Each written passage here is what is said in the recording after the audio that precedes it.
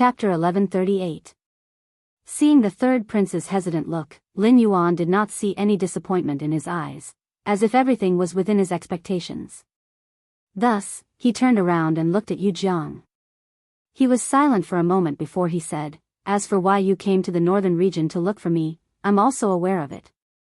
I only have one response to this. Even if you're dreaming, you should have a sense of propriety." Yu Jiang narrowed his eyes slightly.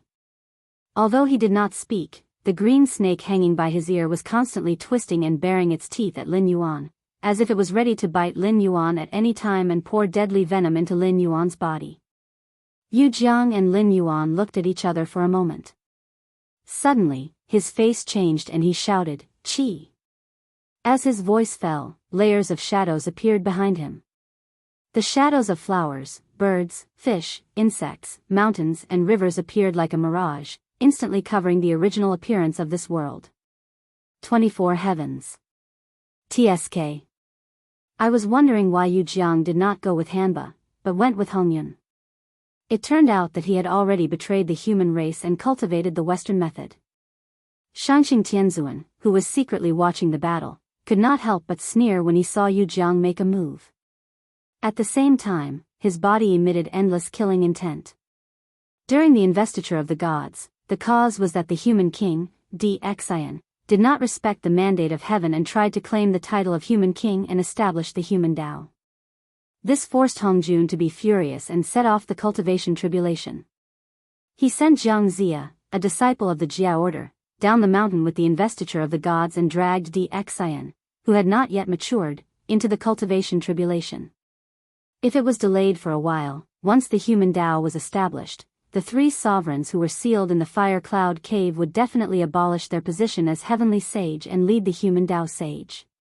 In that cultivation tribulation, although there was an element of acting, who had seen acting that caused one to lose one's fortune? Tong Tian's sect leader was the most straightforward one among the 6 saints. Although he was not from the human tribe, nor was he the sect leader of the Ren sect like the Grand Elder, he still led his disciples to leave the aquamarine palace out of malice toward Hongjun. He agreed to Shen Gongbao's request and led his sect into the calamity. Tong Tian did not have a good impression of the human race. However, since the human race had rebelled against Hongjun, they were his comrades. The 3 sovereigns and 5 emperors of the human race and the Empress Pingxin of the netherworld were all good friends of Tong Tian. Tong Tian had heard of Yu Jiang's name before. After all, he was the grandson of the Yellow Emperor and the right-hand man of the human king Zhuanxu. He was also one of the comrades in arms who fought against Hongjun. Therefore, he was not willing to intervene in the battle between Lin Yuan and Yu Jiang. But now, Yu Jiang had summoned the shadows of the 24 heavens. It immediately reminded him of the shameless Western duo in the investiture of the gods. Shangxing Tianzuan rolled up his sleeves. His gaze was gloomy and cold. The 4 flying swords revolved around him as he stared coldly at Yu Jiang. He planned to give him a ruthless blow when he was caught off guard. Motherf *Ker, Lin Yuan's expression changed. He did not have time to think. He opened his mouth and spat out a green light. It was the willow branch bestowed by the old ancestor Yang Mei. He was not worried that he was not Yu Jiang's opponent. He had no idea whether Yu Jiang cultivated the righteous path of the human world or the Western Buddhism. However, before the battle, Yu Jiang could ignore it. But as the god of the northern frontier, he had to consider the people of the northern frontier under his rule. Behind him was the capital of the northern frontier, Shunning City. He would definitely not be able to withstand the power of the 24 heavens.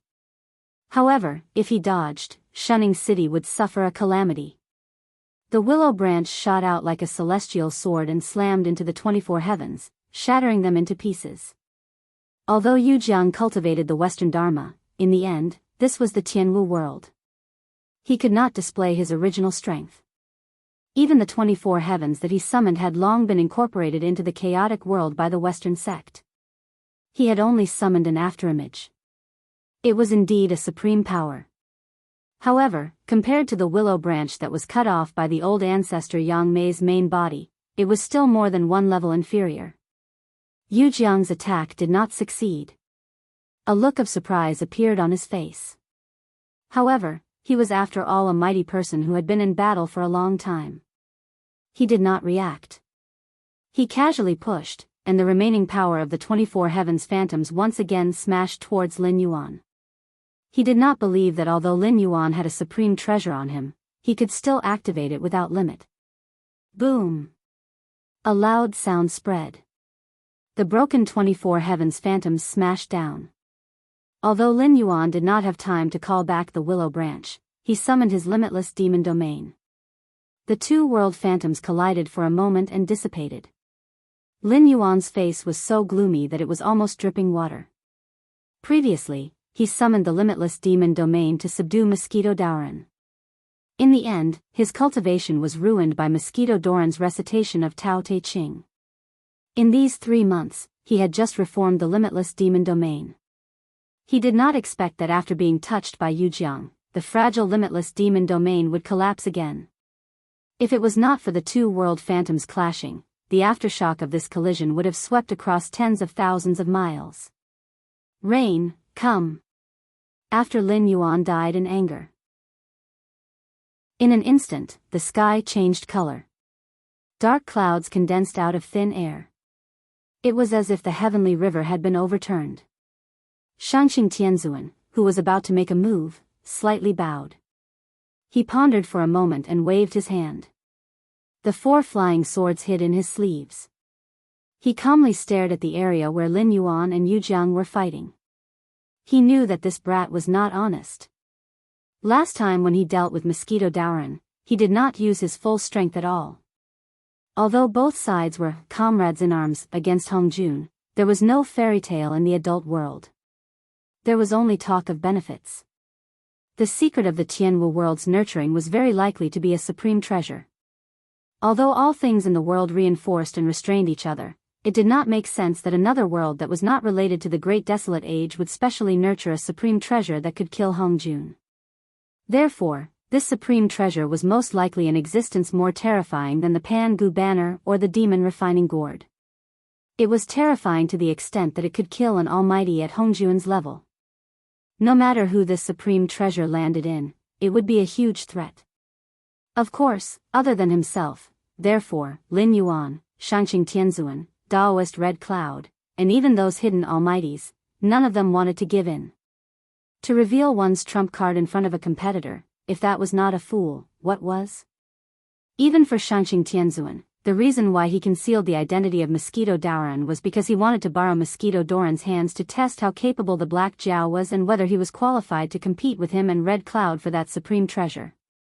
He did not expect that this brat actually dared to conceal his identity when facing an existence at the level of Mosquito Dauren. Under the pouring rain, ordinary people could not even open their eyes. However, Lin Yuan's blue and white eyes were filled with endless killing intent.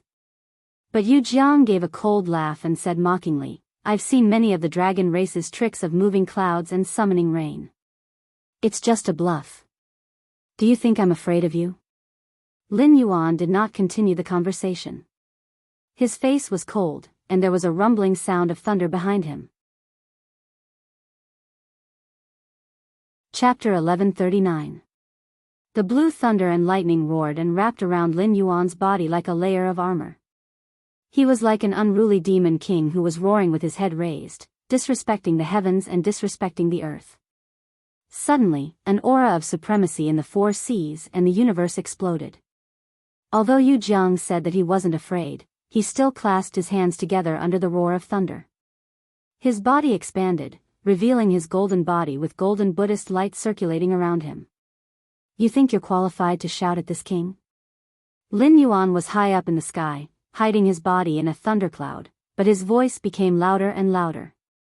At this moment, the entire northern region, whether mortals or cultivators, could not help but look at the thundercloud above Shunning City, especially some young cultivators, who could not help showing a yearning look in their eyes. A real man standing in the world should be like this. The Black Jiao of the northern frontier had never lost a battle since he left the Hengduan Mountains. Even though the Black Jiao rarely fought now, his deeds of killing 2 demon kings were still vivid in their minds. Even the self-proclaimed ruler of the Tianwu world, the protector of the Tianwu world, couldn't help showing a difficult expression when faced with some matters involving the northern frontier. He didn't want to easily provoke the Black Jiao. Although Yu Zhang's expression didn't change, and even under the cover of the Buddhist light, he could vaguely see mercy. However, seeing that Lin Yuan wasn't afraid at all and was determined to fight to the death, he couldn't help but feel a little nervous. This time, he came to the northern frontier with the intention of befriending Lin Yuan and leaving behind a portion of the faith. After accumulating a certain amount of faith, he might not be able to advance further, but at least in the future, he would be able to guarantee that he would be in the first or second echelon. At that time, whether he fought with others to become the ruler of the world or became a subordinate in name, he could do whatever he wanted. But after all, he was the god of the North Sea. In the untainted world, although he assisted Zhuanshu, he was absolutely a supreme existence in his own territory. And in the North Sea, the only ones qualified to compete with him for hegemony were the North Sea dragon race. If the unhappiness between his father and the dragon race of the East Sea was taken into account, it wouldn't be a problem to say that the two sides were mortal enemies. So when he saw Lin Yuan, he couldn't help but feel a touch of hostility. When he recovered, he was already fighting with Lin Yuan. Originally, it was not a big deal. After all, Lin Yuan was just a flood dragon in his eyes. According to the strength division of the untainted world, the flood dragon may be regarded as a great demon in the mortal world, but it was not very powerful. Some successful practitioners could subdue the flood dragon. For other species in the untainted land, the flood dragon was even a bloody meal. Even the dragon tribe itself was not very willing to accept the flood dragon. After all, although the flood dragon had the word dragon in its name, it was very different from the real dragon. It was only a little stronger than monsters such as the alligator. But now, it seemed that the Black Jiao of the northern frontier was not so easy to deal with. Especially the ball of green light that broke his 24 celestial phantoms. He was still unable to recognize what it was, but based on that instant of collision, he was able to determine that it was definitely an item at the level of a natural spirit treasure. This Black Jiao was unknown in the untainted world, but it had a strong fighting strength that didn't match that of a flood dragon. In addition, it had a supreme treasure in its hand. Anyone could see that this Black Jiao's background was not simple. Black Jiao. Yu Zhang took a deep breath and forcefully suppressed his rage and surprise. He said in a low voice, "Although this god doesn't know which era you came from, you should know this god's identity, right? Moreover, with your eyes, can't you see which sect I'm practicing? You should be grateful that I'm discussing with you properly. How dare you try to disobey me? You deserve to die." Hearing this, Shangxing's celestial lord, who was watching the battle, curled his lips and his face was full of disdain. Shaking people and showing off their backgrounds were already the traditional skills of the Western sect. If one were to trace back, they would have already started doing such things before the Western sect's second Shi became a saint. If one were to carefully think about it, these two people would not do anything related to people at all. In the beginning, there was no place for the Western sect's Shi among the 6 heavenly sages. In the end, these two people took advantage of Hong Yun, who had to maintain the image of a nice guy, and cheated Hong Yun of his Hong Meng immortal vapor. After taking away one place to become a sage, they felt that it was not enough, so they turned around and went to find the demon master, Kuanpeng. When facing Hong Yun, they had to pretend that Hong Yun was the disciple of Hong Jun. But when facing the demon master, Kuanpeng, who was the descendant of the primordial phoenix, they were shameless. They joined forces to attack him and took away his Hong Meng immortal vapor. The most amazing thing was that these two people left Kuanpeng alive and didn't kill him directly, which brought a fatal disaster to Hong Yun. After doing these things and obtaining the Hong Meng immortal vapor, could one become a sage? That was obviously not enough, because if one wanted to become a sage, one had to have enough strength or use the power of merit to make up for it. Even the great merit of the 3 sovereigns only took away one heavenly path sage's position. From this, one could see how much power of merit was needed when one's strength was not enough. What the Western sect's Shi did next was amazing. The two of them slapped their foreheads and made 48 great wishes. They established the Western sect and attracted a huge amount of power of merit to help them become sages. It sounded normal, right? But in reality, the Western sect's Urshi didn't do those 48 great wishes at all, or rather, they just did it on the surface. As for the outcome, one would know by looking at what the Western sect did. The so-called sages were not tainted by karma. It didn't mean that after becoming a sage, they would be free from karma. But for sages, they had supreme mana and endless lifespan. No matter what kind of karma they were tainted with, they only needed to do it slowly and pay it back slowly. What would happen if they didn't do it? It was also very simple, because sages themselves were immortal existences, especially sages of the Great Path. Even if they died, they could be reborn from the origin of the Great Path. Therefore, if sages were tainted with karma and didn't pay it back and let the power of karma explode, they would at most be unlucky for a period of time. The real disaster would be faced by their disciples. If they were careless, the entire sect would be overturned. Otherwise, the Western sect's Urshi wouldn't have been so active in the investiture of the gods. The Western sect had also been crazily recruiting believers, with the purpose of making the Western sect stronger. As long as there were more people, even if the power of karma exploded, everyone wouldn't die together. How many people who believed in Buddhism suffered miserably? The Buddha annihilation movement wasn't just once or twice. Chapter 1140. The fundamental reason was that the two Buddhas of the Western sect had made great vows to become saints of the heavenly Tao. However, these two fellows were not moral role models. They could just casually make great vows. Wouldn't it be better for them to let their disciples face calamities and repay karma? Especially later on, the Western sect was even more extreme. Chanting the name of Buddha would allow one to obtain merit. Every time one chanted it, they would obtain merit. The most excessive thing was that even chanting the name of Buddha had standards. According to the records in the Buddhist scriptures, the better the prayer beads and Buddha statues one bought, the more merit one would obtain from chanting the name of Buddha. Wasn't this obviously a scam? Putting aside the matter of the fake monks amassing wealth, just the matter of obtaining merit, how could there be such a good thing in the world?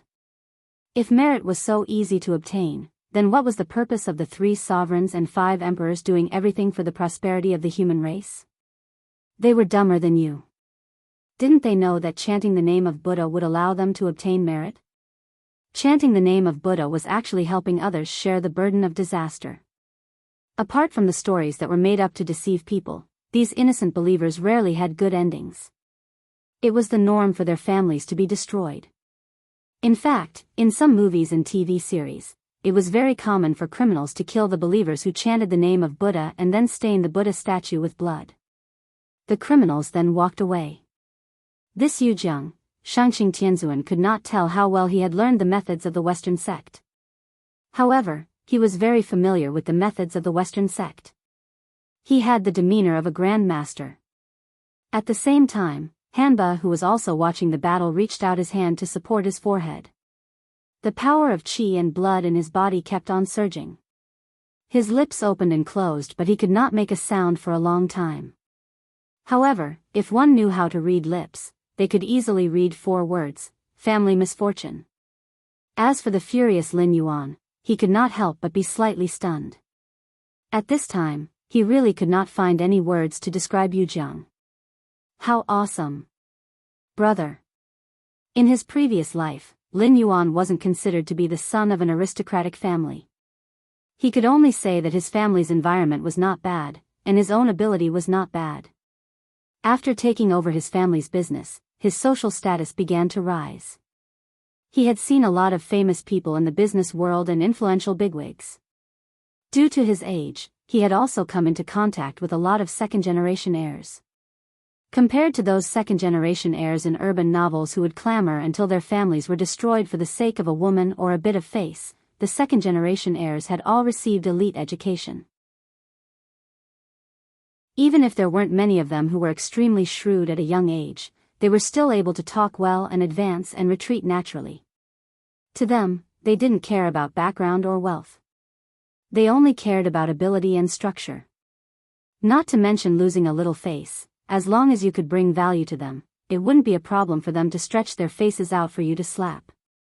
However, Lin Yuan did not expect that the first time he met someone with cerebral palsy, he would turn out to be a mythical figure.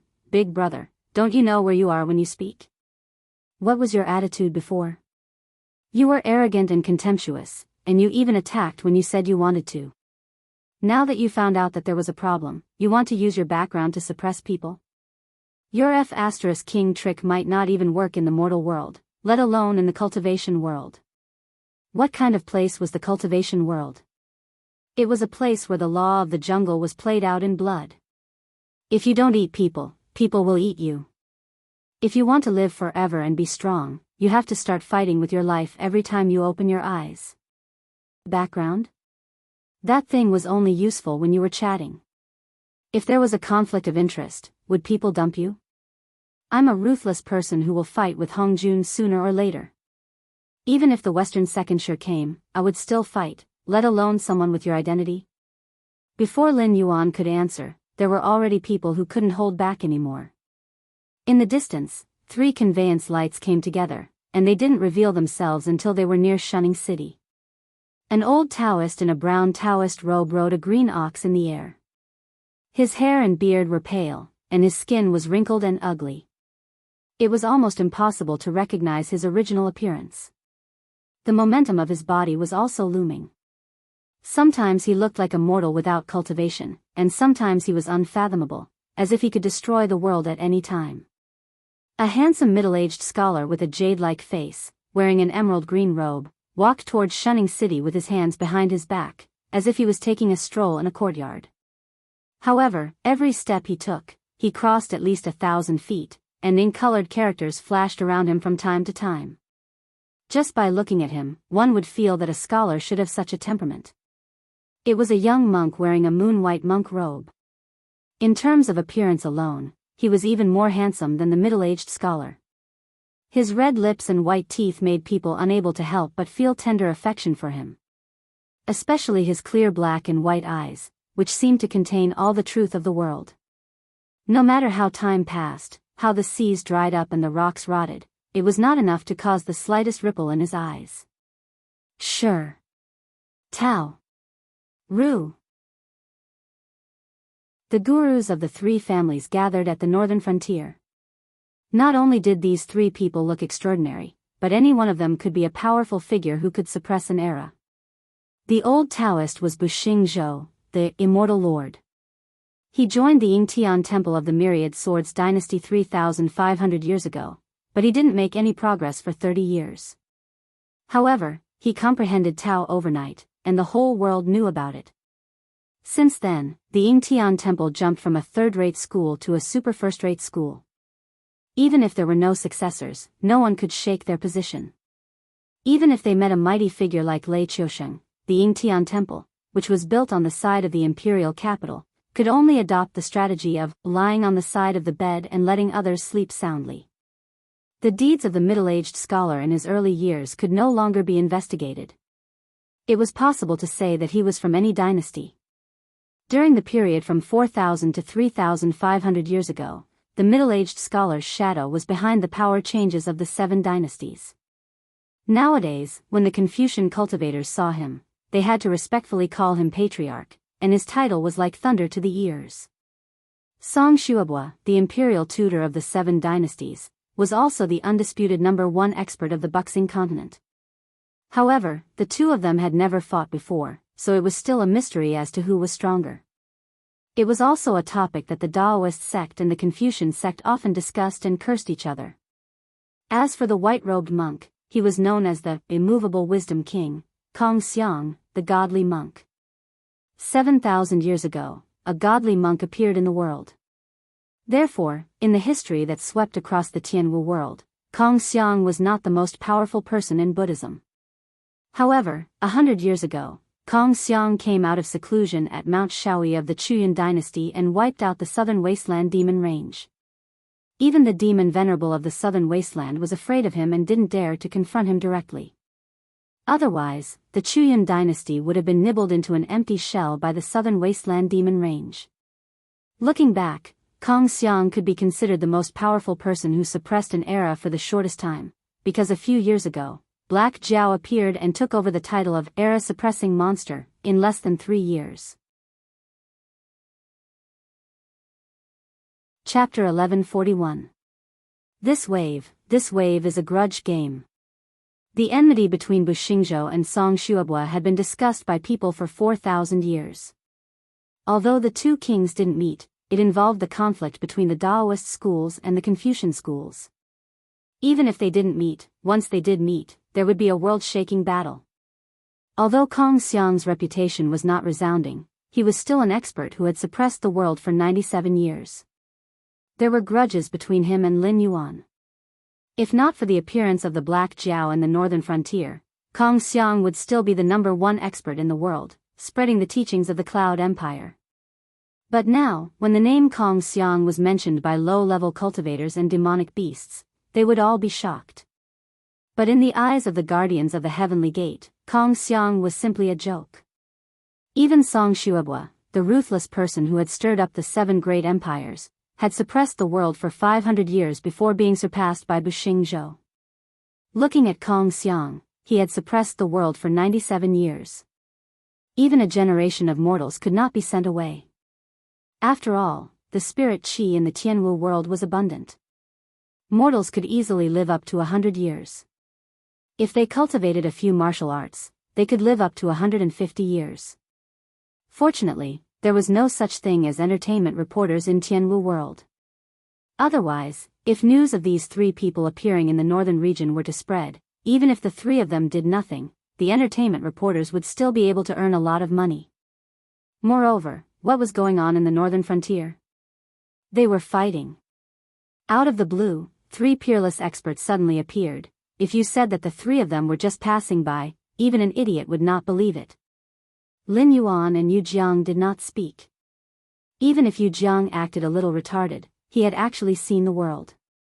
The current atmosphere was so tense that even the cultivators in the northern frontier had to hold their breaths, afraid that the 2 experts who were fighting would take their anger out on them.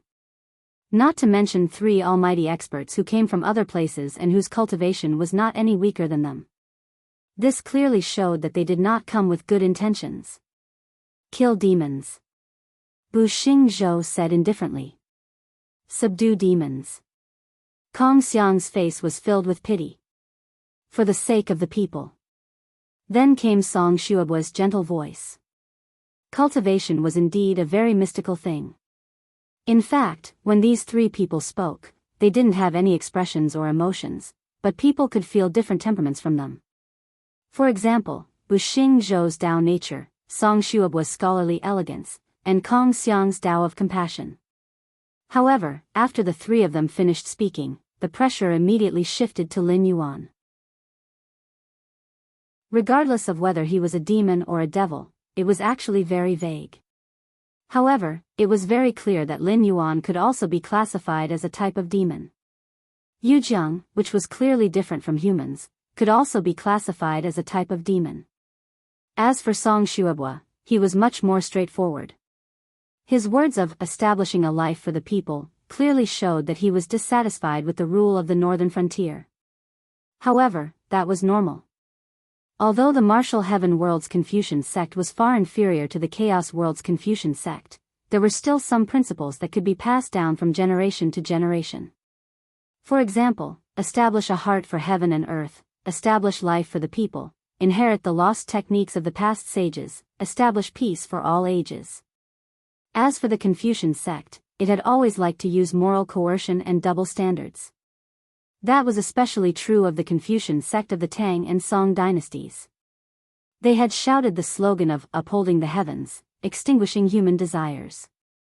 However, they had forcibly used the thinking of the Confucian ancestors to compare with others. On the other hand, they only required others to be saints, but they themselves had never been saints. What aristocratic families were supposed to do, these people who boasted that they had read the sages' books hadn't missed a single one. However, Lin Yuan didn't dislike this kind of Confucian sect. At most, they would distort the words of Kong and Meng, 2 sages. They would remove the latter part of the sentence, repay evil with good. How should one repay good? and force others to do it.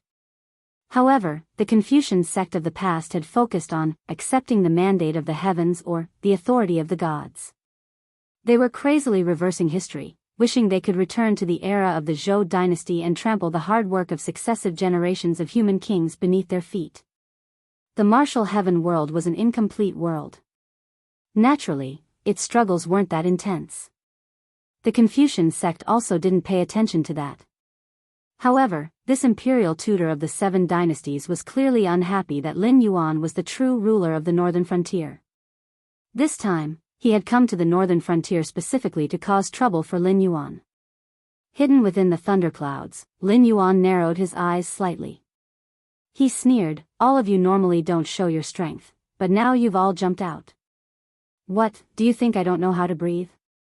Or are you saying that I've already lost, so you can hit me while I'm down?" 3 experts whose realms had reached the limit of the martial heaven world, as well as the Almighty from the Yuran wilderness, were placed in front of Lin Yuan. Practically everyone believed that the northern frontier's Dragon King, who had been invincible since he had been born, had already lost. After a moment, 2 more streaks of light appeared. Cyan-robed evil spirit Guda Ming was a top-notch assassin from the Azure River Empire. He always wore a demonic beast mask that didn't resemble anything. Ever since he had made his debut, he had lived for more than 300 years. There were 3 things he wouldn't kill. He wouldn't kill the weak, he wouldn't kill the old, he wouldn't kill the women and children. However, other than these 3 things, everyone who was targeted by Guda Ming, regardless of their realm or status, would die. Demon Master Liang Mang Wei Li was also from the Azure River Empire. However, he wasn't an assassin.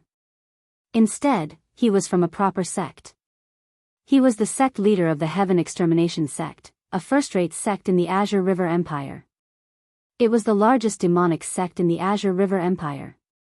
However, he was different from the demonic disciples who cooperated with the Sky Demon. Although Wei Li cultivated demonic techniques, he fought with the righteous path, which was a little similar to the Azura path. At the same time, he was also a sect that ordinary people whose aptitude wasn't recognized by ordinary sects but who wished to cultivate yearned to join. However, the days of the Heaven Extermination sect weren't too good. Just like the name of the sect, this group of people specialized in going against the guardians of the Heavenly Gate. Why are all the Tom, Dick, and Harry jumping out these days? Wei Li stared fiercely at the 3 people who had appeared before him and said in a disdainful tone. Although Guda Ming didn't say anything, he unsheathed his sword and pointed it at Buxing Zhou and the other 2. His killing intent was biting cold. Obviously, these 2 peak corrupt Dao experts from the Azure River Empire weren't on the same side as the 3 peak corrupt Dao experts who had come on behalf of Shirdaru. It was even to the extent that these 2 peak corrupt Dao experts had appeared here just to ambush these 3 peak corrupt Dao experts. Another 2 whistles sounded. Inari god Kagura and war god Badu appeared one by one outside Shunning City. Their eyes were cold as they looked at Yujiang. "TSK," Lin Yuan suddenly sneered. He squinted his eyes and said, 5 against 4. It seems like some people can't bully us with numbers. Chapter 1142. Buxing Zhou and the other 2 had made an appointment to go to the north this time because they had been approached by some big shot and received a reward in advance that they didn't want to refuse, but also didn't dare to refuse. The 3 of them had been hiding in the northern frontier for a while and hadn't found a chance to make a move. After all, the Black Jiao's invincible aura was a huge deterrent to them. They couldn't forget the scene of the Black Jiao killing the 2 archfiend kings even if they wanted to. They originally thought that they wouldn't be able to get anything good out of this trip to the northern frontier and were prepared to take out all their resources to fight the Black Jiao head-on. However, they didn't expect that an unknown expert would suddenly appear to fight the Black Jiao. That was why they couldn't wait to jump out. In the end, the Black Jiao actually invited help in advance. Even if the 3 of them were called era suppressors, it was just people giving them face. The real big shots had always been hidden from the world. Compared to the so-called fame, they cared more about their own benefits. Therefore, the famous didn't necessarily mean that they were invincible. If you really wanted to judge whether someone was strong or not, you had to look at what they had done. Needless to say, Du Gumming was the #1 assassin in the world. Those experts who were known as the era suppressors had more than one fallen by Du Gumming's hands. In the assassin industry, Du Gumming had always been respected as the ancestor. If the three of them were to be targeted by Du Gumming alone, their chances of survival would probably not exceed 30%. As for Wei Li, he was even more terrifying. Only cultivators and mortals below the void netherworld realm would feel that the seven empires were unshakable existences. Even a second-rate sect was a colossal existence to cultivators at this level. However, cultivators and Yao beasts above the void netherworld realm all knew that the strength of those clans and sects was not purely based on their foundation. It also depended on whether or not they had a big shot behind them. For example, the Qiao family on the northern frontier was a family that had existed for 1,000 years. However, in Lin Yuan's hands, they were like a child's toy. That was because the Qiao family seemed powerful, but they didn't have a single cultivator above the void realm. This was why Lin Yuan didn't show any mercy when dealing with the traitorous Qiao family. Traitors, she hated traitors the most in her life. As for the big shots of the world, they were the true rulers of the Heaven Martial World, the protectors of the Heaven Gate. In the Heaven Martial World, there were many people who dared to go against the Heaven Martial World, but those who survived could be counted with one's fingers. For example, Lei Qiusheng could be said to be a bloody example. He had only disobeyed the orders of the protectors of the Heaven Gate, and he hadn't even offended the upper echelons, but it had caused the four great powers to join hands to encircle and annihilate the Shenwu dynasty. If he had offended the true upper echelons, they could single-handedly flatten the Shenwu dynasty. Shadow Demon Su Yan, Northern Frontier Black Jiao, Qingjiang Wei Li. In the entire world, only these three dared to humiliate the protectors of the Heaven Gate. Furthermore, they could still live well after doing so. Thus, when Wei Li opened his mouth to curse, Bu Xingzhou and the other two didn't even dare to speak up. The only thing they were puzzled about was why Wei Li and Du Gumming would appear in the northern frontier. Furthermore, why did they have to support the Black Jiao? Lin Yuan smiled but didn't say anything. With the territory model coupled with the Eye of God, other than the third prince who had suddenly appeared in Shunning City under the care of Yu Jiang, Bu Xingzhou and the other two had nowhere to hide. As mentioned before, the northern frontier was currently standing on a dividing line. If the plan was carried out smoothly, swallowing the other empires and unifying the Heaven Martial continent would be just around the corner. However, if the plan wasn't carried out smoothly, the great situation of the northern frontier would be ruined in one of the following battles. Thus, Lin Yuan couldn't help but be sensitive. Towards the three peak experts who had suddenly appeared, he naturally took care of them. Even the peddlers near the inn where the three were staying were secretly changed to people from the Association of the Demon Emperor. As expected, wasn't this jumping the other way round? Although Lin Yuan was confident in his own strength, he wouldn't gamble with the foundation of the northern frontier. Although the appearance of Yu Jiang had surprised him, the situation was still within his control. Du Gumming wasn't difficult to invite. As long as he could find his whereabouts and promise him the rewards he wanted, a peak expert directly joined the camp of the northern frontier. Other than the population base, the conditions of the northern frontier were actually much better than the other empires. This time, in order to invite Du Gumming, Lin Yuan was even more ruthless. He suspended all the projects that could be suspended and used a shocking amount of resources to hire this peak assassin. As for Wei Li, that was an unexpected surprise. This was because in the original plan, Lin Yuan, Kagura, Batu and Du Gumming would fight against Bu Xingzhou and the other two. Unexpectedly, Wei Li was actually able to maintain the attitude of going against the Heavenly Gate Protector and directly follow Du Gumming to the northern frontier. Wei Li didn't mention anything about rewards. It was probably due to the personality of the demon Dao. In short, there was a saying, "No amount of gold can buy my happiness." This time, Wei Li's goal in coming to the northern frontier was to make the Heavenly Gate Protector unhappy. If the Heavenly Gate Protector was unhappy, he would be happy. I will delay the Black Jiao. The three of you, quickly kill Du Gumming and Wei Li. Bu Xingzhou's old face that was like a withered tree bark turned serious. His right hand shook slightly and a pitch-black wooden stick was thrown out. Some sharp-eyed cultivators instantly exclaimed. Lightning severing branch. The sect treasure of Ing Tian Temple. Legend had it that Ing Tian Temple was actually called Defying Tian Temple a few thousand years ago. This black wooden stick was the treasure that the founder of the sect had once comprehended Tao on the endless sea. In the end, he attracted the heavenly punishment lightning tribulation. He casually plucked a peach tree to face the heavenly punishment lightning tribulation. After 3 days, the founder stepped into the state above the void realm. His clothes were spotless. Only the peach tree that he plucked was struck into a pitch-black wooden stick by the heavenly punishment lightning tribulation and transformed into a magic treasure that contained the power of the heavenly punishment lightning tribulation. It was said that the Defying Tian Temple used this lightning-severing branch as a treasure to stabilize their fate. What was more terrifying was that the Defying Tian Temple only changed its name to Ing Tian Temple when it was passed down to Buxing Zhou. Before Buxing Zhou rose, many people once said that Buxing Zhou didn't have any cultivation talent at all.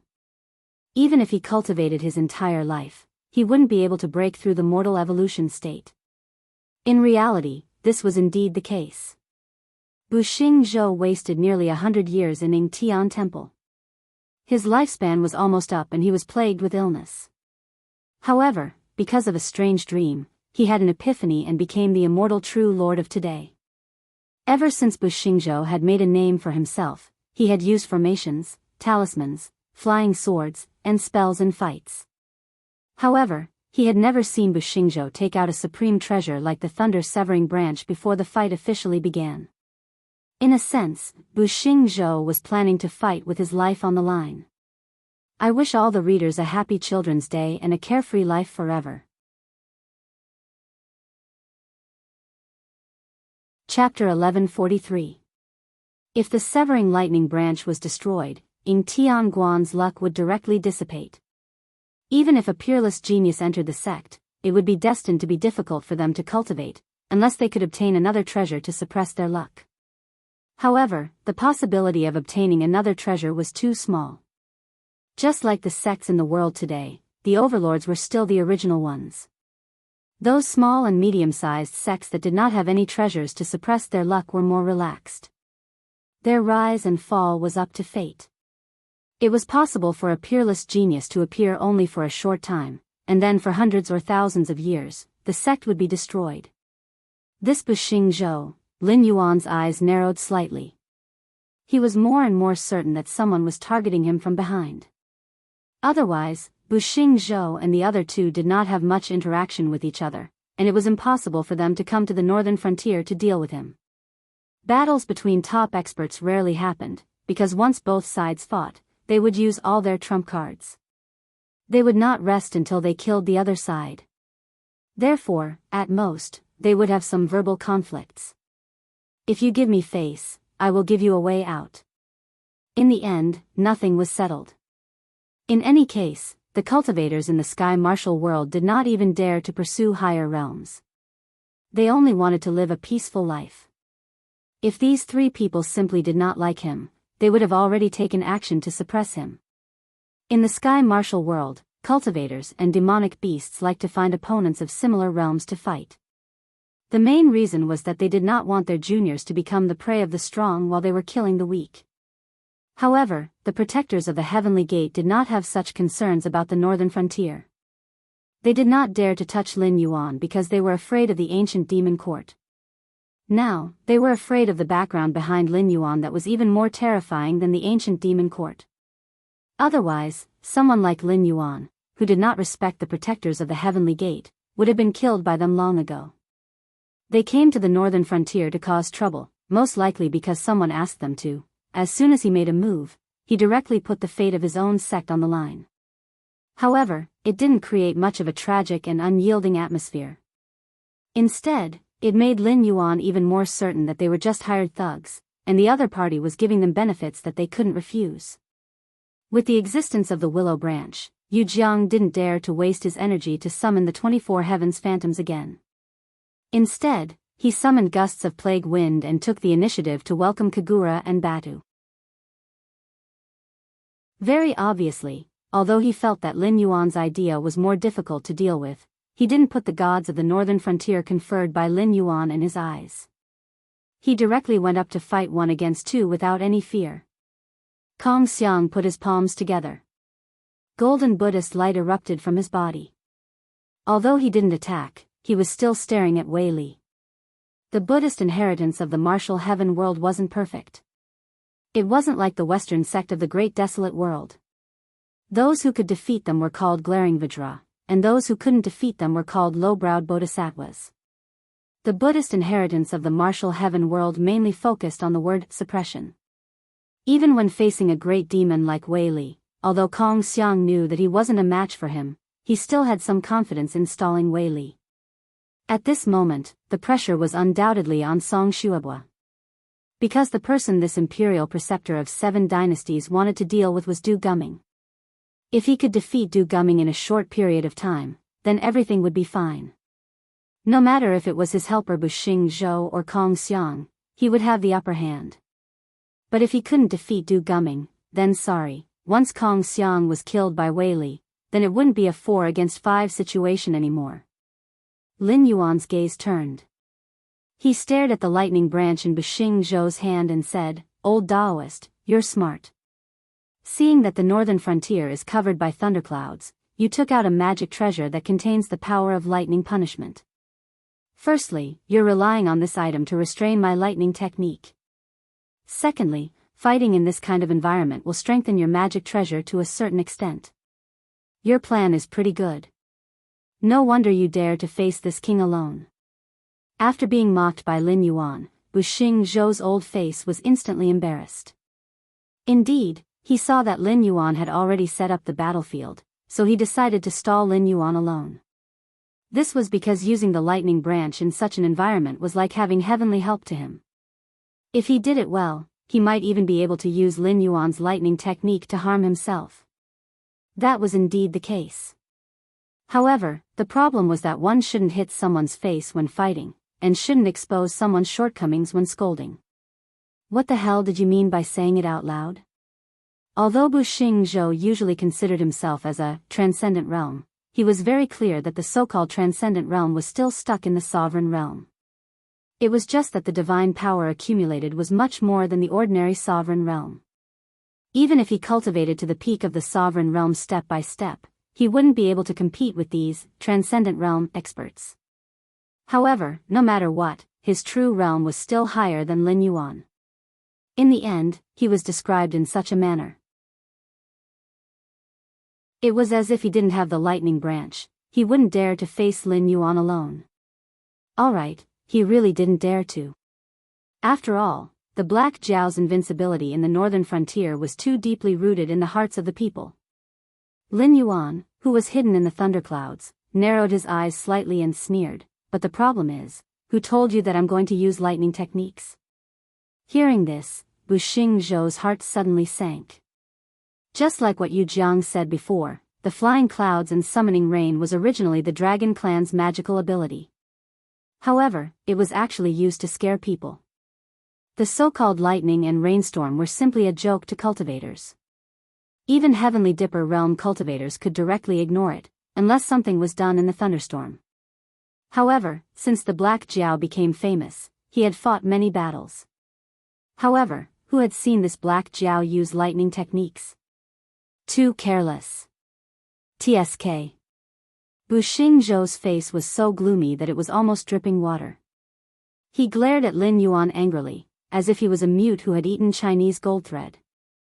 This Black Jiao created such a big scene, such as a rainstorm and thunderclouds. In the end, he didn't intend to use lightning techniques at all. "Aren't you playing with me?" Lin Yuan poked his head out from the thunderclouds and sneered, "Do you know, from the moment you appeared in the northern frontier, a group of Knight Bujiao's cavalry quietly set out. I reckon that they are near the Yingtian temple by now. I gave them the order that once the northern frontier changes, they are to immediately kill everyone in the temple. All the branch families, derivative families, and even the secular disciples are not to be spared. In other words, from the moment you all arrived at the northern frontier, this king planned to exterminate all of you. The torrential rain poured down and the thunderclouds shrouded the area.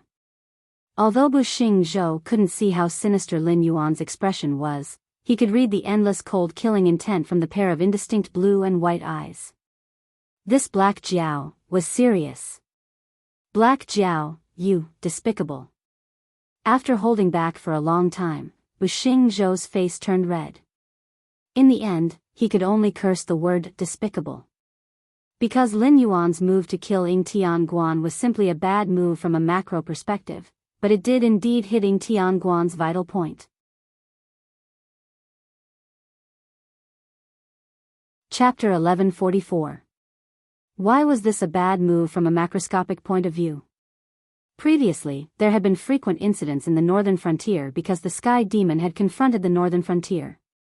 This had attracted a large number of effective forces from the northern frontier and caused them to neglect the supervision of the rear. This allowed the Shadow Demon Su Yan, the Rising Clouds dynasty, the venerable demon of the southern wasteland, and other forces to stir up trouble, causing the entire northern frontier to be in chaos. Although Lin Yuan's return from the Endless Sea was a boost, it had no effect on the overall situation. If the Sky Demon had not suddenly given up on confronting the northern frontier for some reason, the northern frontier would not have been able to solve the problem of the Hengduan Mountains. Even the immortals would have been able to cause trouble for the northern frontier. But what was Lin Yuan doing now? The situation had not stabilized, but he had sent people to the area occupied by the Sky Demon. If this was not provoking the Sky Demon, what was it? If the Sky Demon was really provoked by the northern frontier and turned back to attack the northern frontier, then Lin Yuan would have to spit out everything he had taken. He might even have to pay an even more painful price in order to stabilize the situation at the northern frontier. Aren't you afraid that the Sky Demon? Bu Xingzhou glared at him angrily. He felt as if a mouthful of blood was stuck in his chest, and he could not calm it down. There were still many sects and families in the Central Plains. It was not that they had joined forces with the extraterrestrial demons, but that these sects and families had the backing of the Elysium Guardians. They were an important source for the Elysium Guardians to absorb the power of incense. Therefore, after the outbreak of the extraterrestrial demons, many of the Elysium Guardians deliberately returned to their sects, either to set up a formation or personally suppress the extraterrestrial demons. This was the only way to preserve their inheritance. More importantly, there were some special resources in the territories of these large forces. These were things that they could not part with, so naturally, they would not move them at will. In fact, there were similar sects and families in the south. Lin Yuan's plan in the south was not to directly move the entire south. At most, it would be to the point of emptiness. The top forces in the south were eager to do this and annexed a large number of territories without bloodshed. However, when he came to the northern frontier this time, although he had set up formations and trump cards to resist the Sky Demon, they could only defend against the Sky Demon. If an external power attacked or someone destroyed the formations from the inside, they did not even need to do anything. They could just leave after destroying the formations. The wandering Sky Demon would be able to kill everyone in the Ying Tianguan temple. This was a move that truly hit his vital point. Territory was very important to the Ying Tianguan temple, but to him, he only cared about how many disciples and grand disciples could provide him with incense power to convert into divine power to extend his life. If these people were all massacred by the northern frontier, and he had used up a large amount of divine power in the northern frontier, even if he could defeat the Black Jiao, he would very quickly die from the exhaustion of his lifespan. In other words, regardless of whether it was true or not, since the Black Jiao had brought it up, he could only treat it as if it was true. Although the benefits given by that big shot were tempting, compared to his own little life, no reward was worth it. After a moment of silence, Bu Xingzhou slowly lowered the thunder-severing branch in his hand. He bitterly smiled and said, "Black Jiao, you win. I know you have a way to contact your people and have them stop. I can turn the muzzle to help you deal with Kong Xiang and Song Shuabua." Ha! Lin Yuan suddenly laughed. Before his laughter died down, his eyes were still filled with ruthlessness. "Bastard, you all F***king think that the northern frontier is a soft persimmon that you can pinch whenever you want. Now that you found out that the persimmon is not ripe, you want to run away? With a thought, the scales on his body turned from black to gold, straightening his body. Lin Yuan's eyes gradually wiped away the emotions in them. He still breathed weakly, but it was as if he had turned from a living dragon into a dead creature. In his previous life, for the sake of revenge, he had trained himself almost like a masochist. Other than various unorthodox methods, he had also dabbled in Chinese martial arts. Compared to the nimble and graceful sword and the indomitable blade, Lin Yuan still preferred spear techniques. This was because the stronger the spear, the longer the spear. Although he had also trained in firearms abroad, he knew very well that his enemies would not wait for him in an open space with a wide field of vision. In the end, the deciding factor of success or failure was still close combat. Although spear techniques would be affected by the indoor environment, his enemies would not stay in an area that was 10 square meters or a few square meters. Compared to the sword and blade techniques, spear techniques were more suited to his requirements. If his enemies were standing far away and took out their guns, he could still attack them within a few steps if he held them. If it was a sword or a blade, could it be that he could use the imperial sword technique?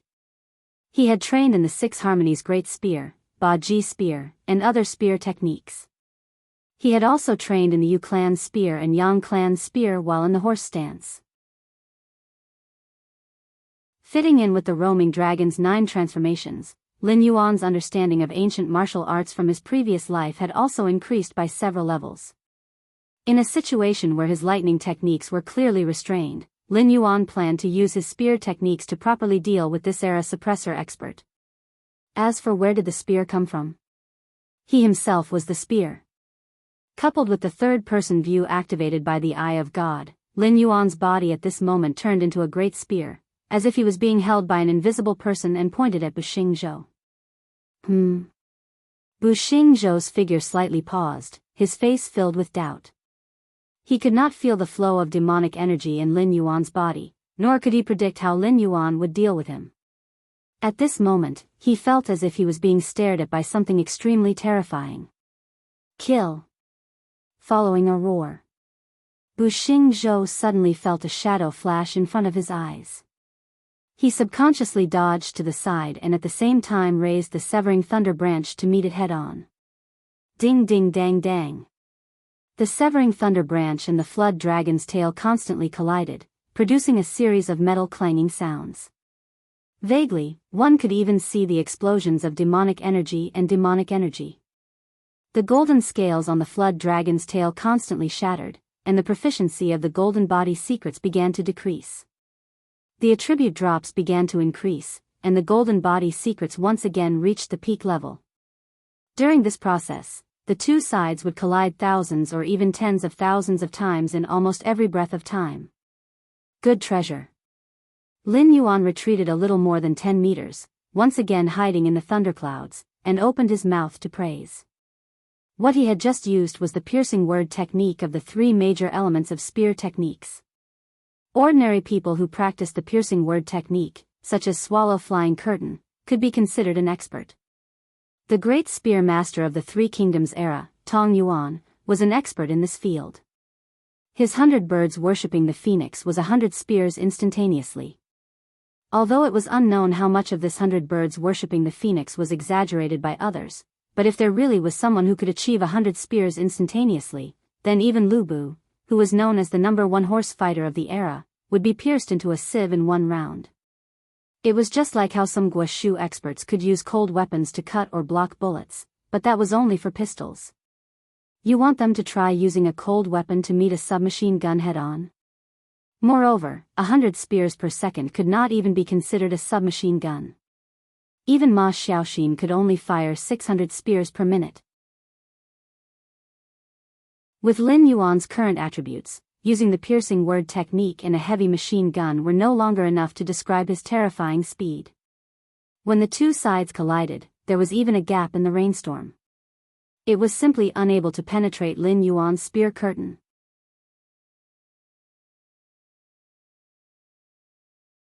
Chapter 1145.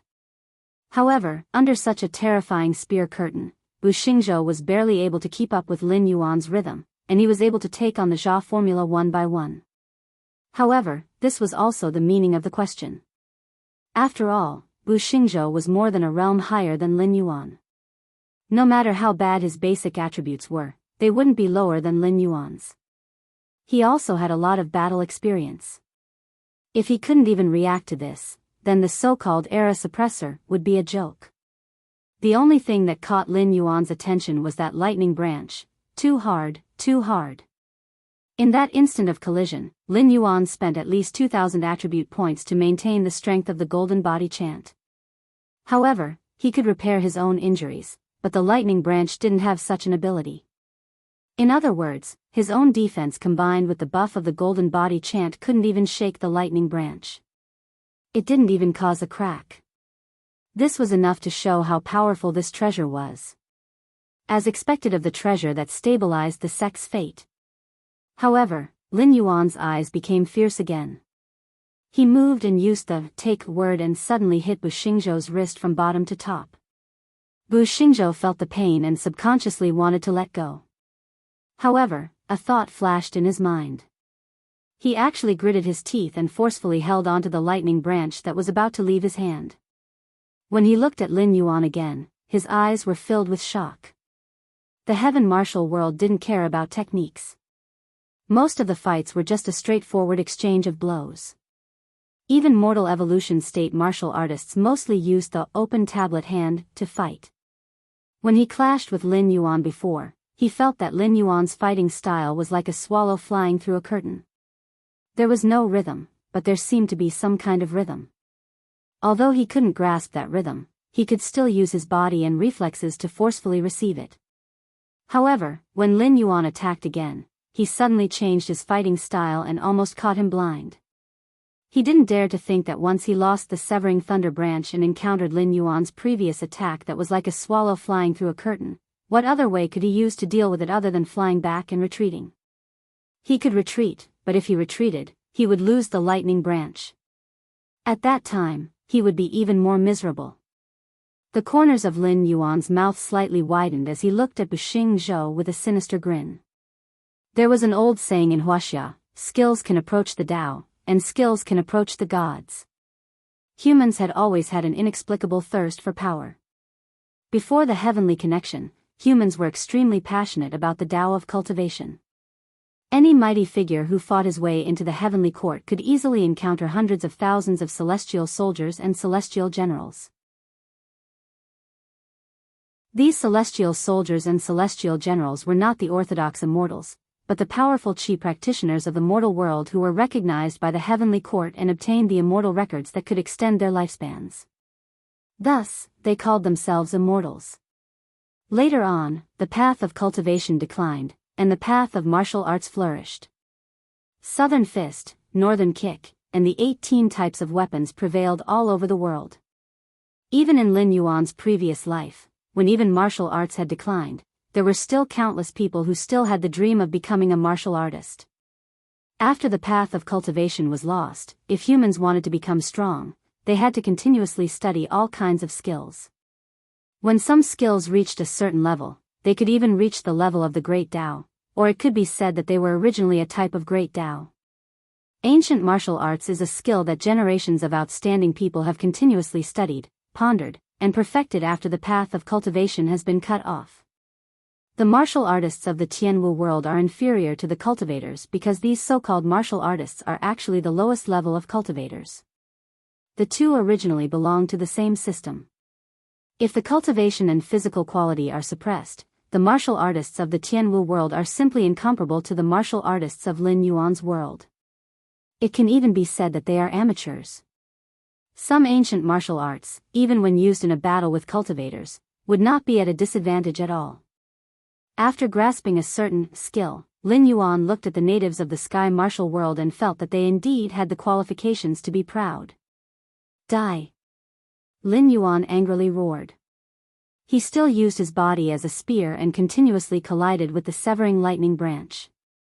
His spear technique changed again and again. Bu Xingzhou, who had his wrist injured by Lin Yuan, complained incessantly. He once again began to doubt himself. Was his brain kicked by a donkey? Why did he give up on Batu and Kagura, who were clearly easier to bully, and insisted on fighting the Black Jiao one-on-one? Originally, it was Yu Jiang against the Black Jiao. In the end, his opponent was snatched away. Yu Jiang actually felt somewhat relieved. Now, he was suppressing Kagura and Batu with his own strength. Although he could not win the battle in a short period of time, he did indeed have the upper hand. On the other side, Song Shuabua, who could be said to be the hope of the entire village, silently looked at Du Guming. His lips opened and closed as he muttered to himself. A moment later, a 3-foot-long weasel hair brush appeared in his hand. His eyes narrowed slightly, and 2 drops of ink formed by Gang Chi dripped from the tip of the weasel hair brush. When the ink touched the ground, it transformed into 2 strong men like iron towers, standing guard in front of Song Shuabua.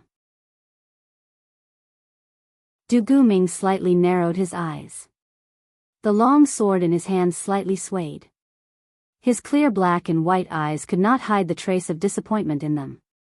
As an assassin, one must remember the iron rule: if one strike does not kill, flee 1,000 miles away. It was not a perverted requirement to kill the target in one strike. If one could not kill the target in one strike, he would not continue to fight and would immediately flee. But for an assassin, pursuing a one-strike kill was definitely not wrong. However, his experience told him that one strike would definitely not be able to kill Song Shuabua. If he used too much strength, he would instead be in danger of being counterattacked by Song Shuabua. It was clear that this was not the first time Song Shuabua had come into contact with a top assassin. Thus, from the moment Du Guming drew his sword, he had already prepared these 2 ink-stout men as guards. This was wondrous brush blossoms, a supreme secret technique of the Confucian sect. Using one's true qi as ink, one could summon thousands of men and horses to charge and kill the enemy. If he had not grasped this secret technique, even if Song Shuabua had the ability to reach the heavens, he would not have been able to single-handedly stir up the winds and clouds of the 7 great empires.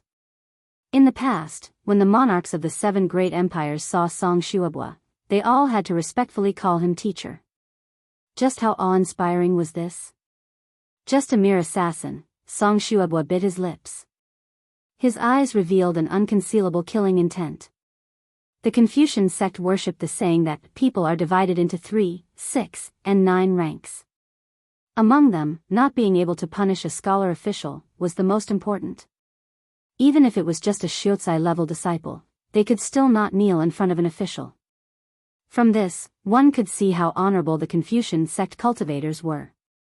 As for assassins, in the eyes of the Confucian sect, they could only be considered as the lowest of the low, the lowest of the low. Just being glanced at by Du Guming made Song Shuabua want to take a few baths and scrub off a layer of skin on his body. Although he maintained a look of contempt on his face, under Du Guming's gaze, Song Shuabua could still feel a chill run down his spine.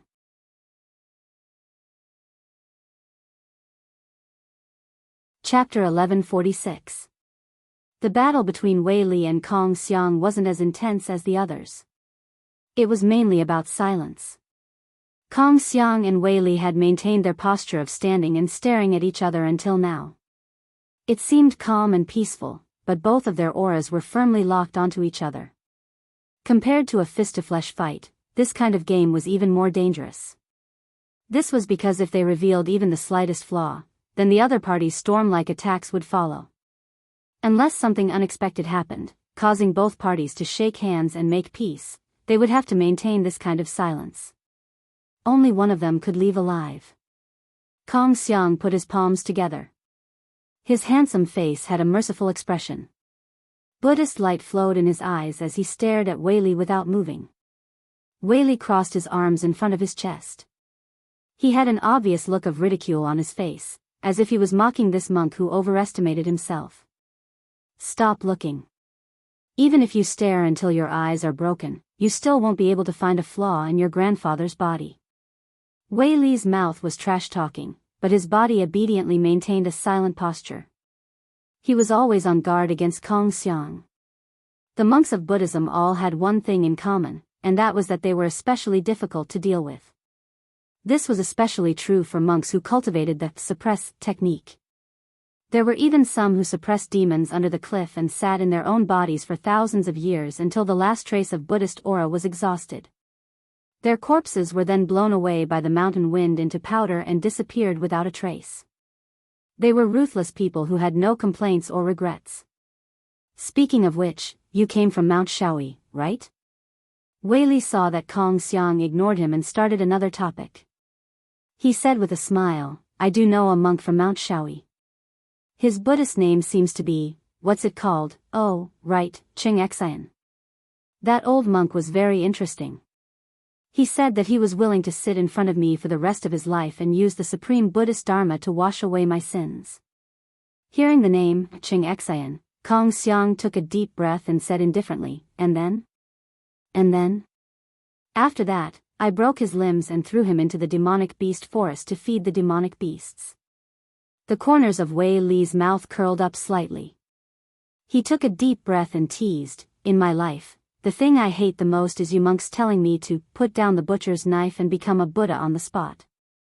Even if there is such a thing, the one to become a Buddha should be that butcher's knife. After all, it was not willing to kill. It was the butcher who insisted on using it to kill, wasn't it? Yes. Kong Xiang's face suddenly changed, and the benevolent look on his face disappeared. In the blink of an eye, his handsome face was completely filled with resentment and malevolence as he roared, a person like you is indeed not worthy of listening to the story of lay down the butcher's knife and become a Buddha on the spot. What you lack is someone who will personally send you to meet Buddha. The Buddhist light dimmed, and a murderous aura filled the air. Although Kong Xiang's momentum was broken, Wei Li did not immediately make a move. Instead, he revealed a thoughtful look and said, could it be that you have never competed with that person for the title of the number one person in Buddhism? It seems that you do have some self-awareness. You are indeed not worthy. Little monk, it seems that your master's death has dealt a huge blow to you. You are actually so angry that you even took the opportunity to enter the devil path, but...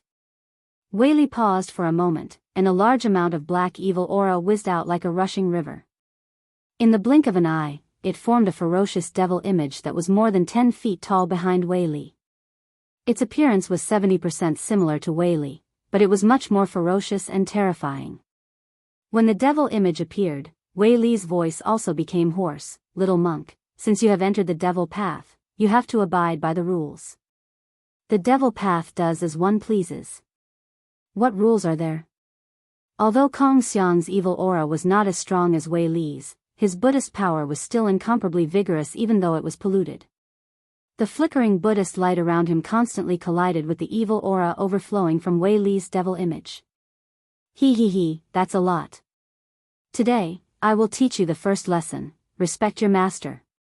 Wei Li's voice was low and hoarse, as if he was groaning, but also as if he was roaring, the rules of the devil path cannot be disobeyed. If you break the rules that day, you will have to pay the lightest price, which is your life. However, little monk, you are different. You are alone, and even your master has been killed by me. So no matter how angry I am, in the end, I will still kill you. You have profited. Dark green flames gradually spread out from Wei Li's body. Together with the devil image behind him, it was as if an ancient great devil had broken out of its seal and was roaring towards the heavens, preparing to bring a calamity to the common people. Other than the almighty experts from the Great Desolation era, when the natives of the Sky Martial World saw this scene, regardless of their faction or realm, they all sucked in a breath of cold air. Ever since the Void Netherworld realm became human sovereigns, countless true experts went into seclusion. With the passage of time, the cultivators of the Void Netherworld realm gradually developed the style of a big shot, rarely personally taking action. Although the 7 great empires, the Endless Sea, and the 2 great demonic beast veins were all at war and seemed to be very fierce, in reality, all the empires were just small cats and there was nothing to see. However, this time in the northern frontier, a chaotic battle between 9 peak experts. Although it was exciting, there were only a few people who wished for them to really fight. Even some of the Heavenly Gate Guardians could not hold themselves back and planned to intervene. After all, with 9 peak experts taking action, even if the Black Jiao, Kagura, and Bata worked together to control the situation, they might not be able to protect the northern frontier. Although everyone wanted Black Jiao to die and the northern frontier to be destroyed, the conditions had to be reasonable. It should be known that once the northern frontier was destroyed, it meant that the agreement between the Heavenly Gate Guardians and the Sky Demon would lose its effect. At that time, the Sky Demon would run amok, and the few empires nearby would not be able to gain any benefits. Moreover, if the northern frontier was destroyed, who knew what kind of monster would appear from the remains of the northern frontier to take over the position of the northern frontier? That might be even more ferocious than the period when the Black Jiao ruled. Among the Heavenly Gate Guardians, the Shangqing Tianzuan, whose code name was Tsang, waved his hand expressionlessly. Then, a few Heavenly Gate Guardians who were approaching the northern frontier immediately returned home. Some of the Heavenly Gate Guardians who were also preparing to set off also maintained their silence. This was the position of Tsang among the Heavenly Gate Guardians. He was a true top-level boss. Even many of the Heavenly Gate Guardians themselves did not know how many people in the organization were following Tsang for a living. After all, Tsang was one of the few who had established connections with other worlds and could promote exchanges of cultivation techniques or trade cultivation resources. Without Tsang as a bridge, the cultivation world of the Tianwu world would at least regress by more than 1,000 years. Now that the boss wanted to see the chaotic battle at the northern frontier, how could they, as errand boys, refuse?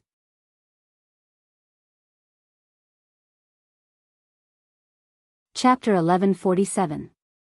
Pa! A crisp sound rang out. Lin Yuan and Buxing Zhou clashed, then separated.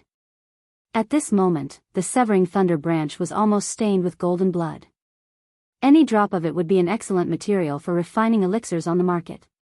However, no one dared to be greedy enough to throw it out to collect the blood.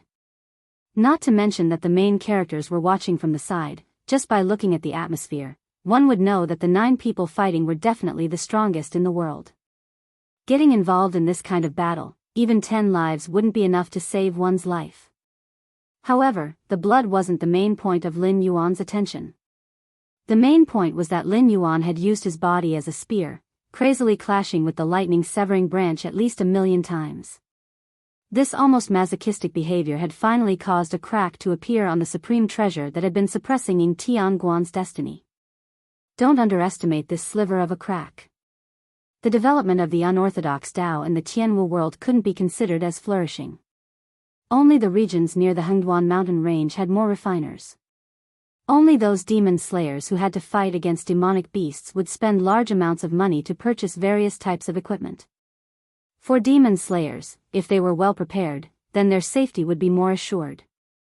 It was also because of the existence of demon slayers that the northern frontier's refiners prospered. They had laid a good foundation for the current northern frontier's Ministry of Works. However, things like magical treasures were still unworthy existences in the Tianwu world. Although they could greatly increase the strength of the wielder, the natives of the Tianwu world were more willing to believe in themselves than inanimate objects. Therefore, the refinement techniques were relatively backward. After so many years, there were only a few treasures that had been passed down from generation to generation. The magical treasures that could truly suppress the destiny of a sect weren't actually forged. Instead, they were existences similar to innate spiritual treasures.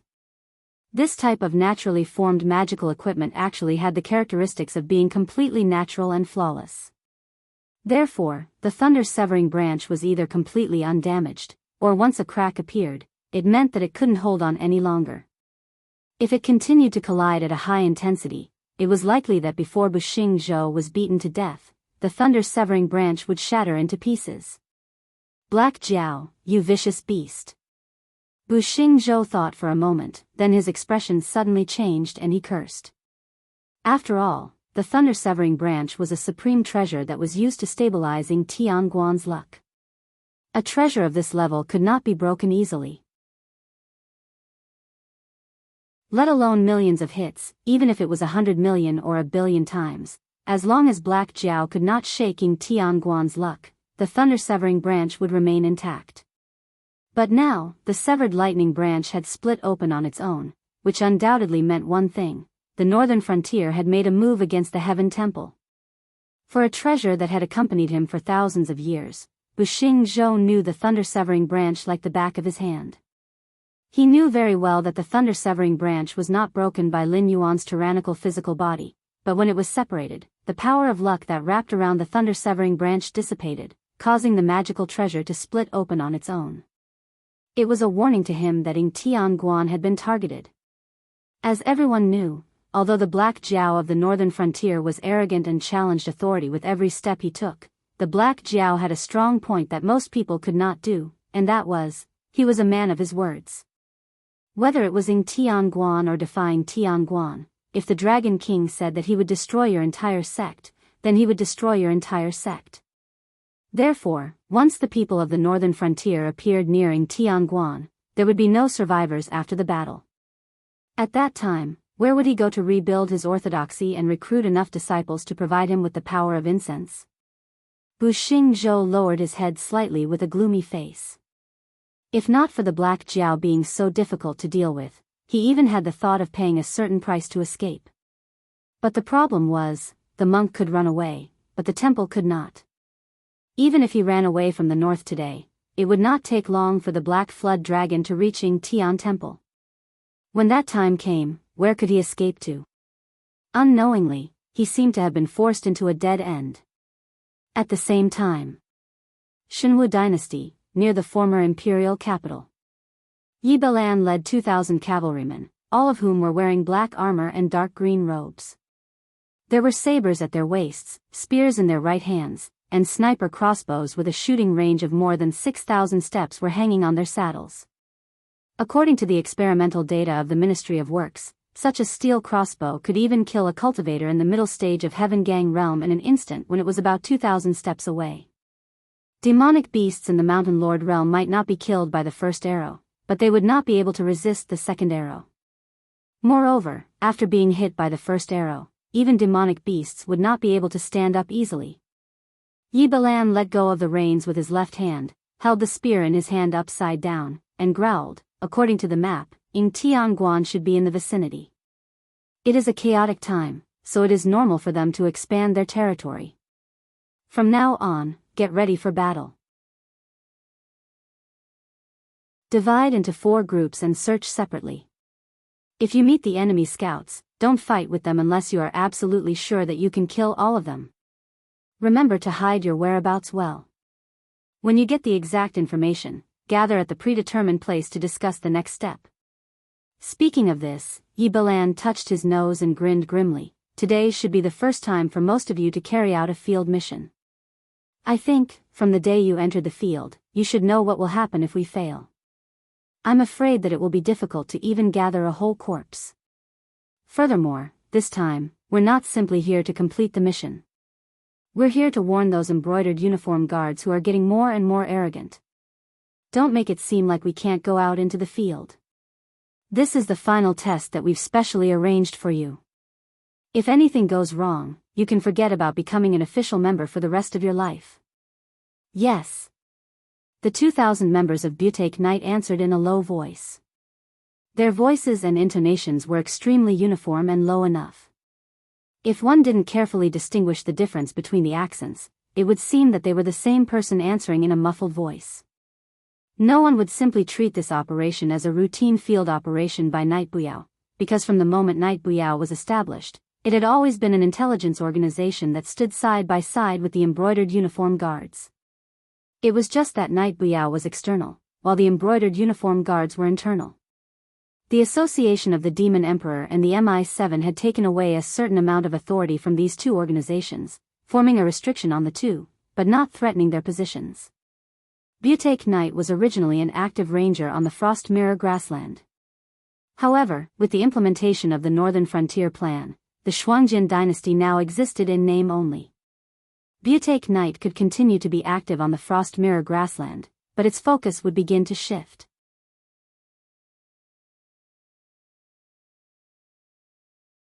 Chapter 1148. Especially after Li Xian took over the embroidered uniform guard, the entire embroidered uniform guard Yamen became crazier, even more terrifying than when Luo Su was in charge. Luo Su was a mad dog. No one knew what his goal was. In any case, he acted according to Lin Yuan's request. But at that time, the various forces on the northern frontier were simply afraid of the embroidered uniform guard's strength. But now that Li Xian was the commander, it was different. The biggest difference between Li Xian and Luo Su was that Li Xian would not kill for the sake of killing. He used the authority of the embroidered uniform guard to block most of the various forces on the northern frontier. He did not even need to wield a butcher's knife. They would kneel down and admit their mistakes.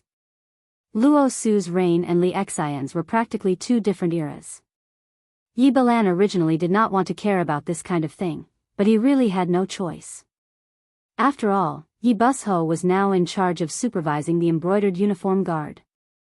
Once Li Xian completely stabilized his position and forced the various forces on the northern frontier to bow their heads, Yi Balan would have nothing to do with it. That was why Yi Bailin volunteered to lead Knight Busho to carry out the order to massacre Ng Tianguan. He wanted to shift Knight Bushu's focus to the mainland. Although he might not be able to keep Li Xian in check, at least he wouldn't let the Imperial Secret Service dominate the mainland. Clap. Clap.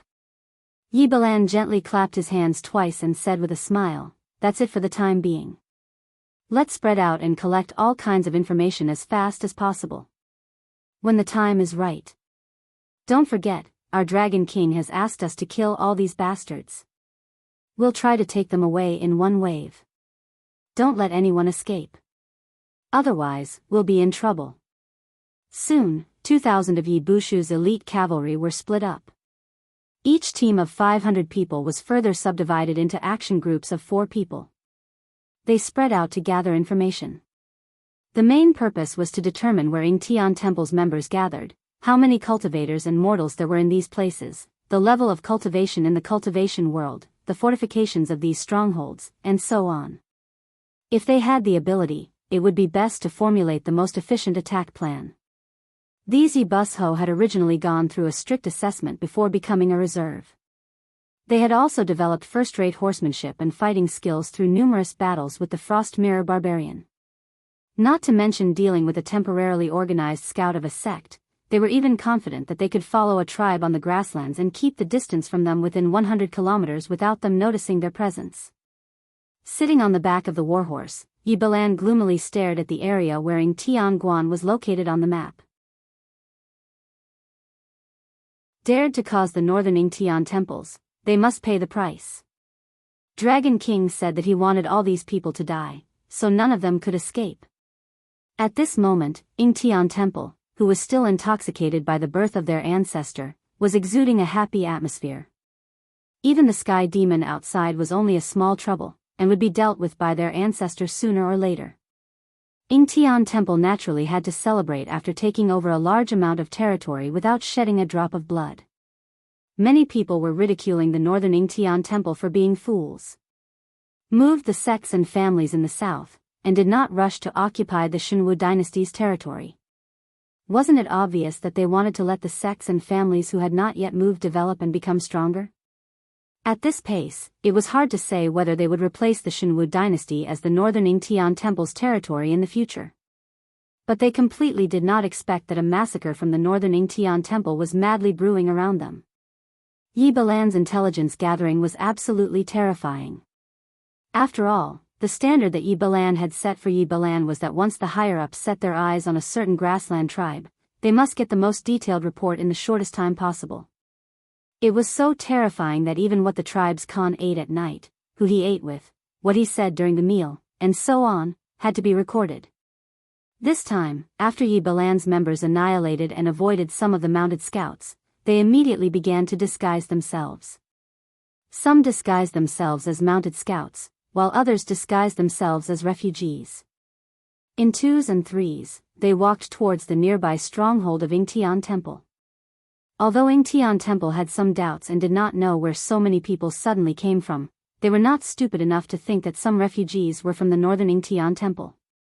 After a few simple questions, they let all the refugees into the stronghold. Everyone had ambition, and Yingtian Temple was no exception. In the past, there was a shortage of manpower in the sect, so they could only hide in the sect and watch others eat meat. At most, they could only eat soup. But now, the founder had come out of his closed-door training and joined hands with several strongmen to go directly to the Black Jiao in the northern Yingtian Temple. Once the founder came back, Yingtian Temple would change and become one of the most powerful forces in the world. Naturally, they would take in refugees. If there were only a group of cultivators, how could they establish a country?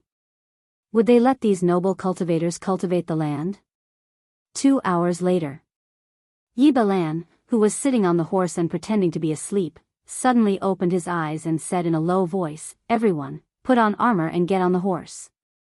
Go to the planned place of attack and act according to the plan." Only after 2 hours, Yi Balan had already gotten most of the information that he wanted to know. The heaven-facing temple was indeed in this area, but this wasn't the real heaven-facing temple. In the past, Buxing Zhou had an epiphany and opened up a heavenly grotto. He hid the original heaven-defying temple inside the heavenly grotto and then built the present heaven-facing temple on the original site. It wasn't that the sect didn't have enough disciples, it was just that the heaven-facing temple could only be considered an outer sect. The real seedlings were all taken into the heavenly grotto and entered the inner sect, the heaven-defying temple. With Yingtian Temple as the center, there were 108 towns around it. Even the smallest town had a population of nearly 10 million.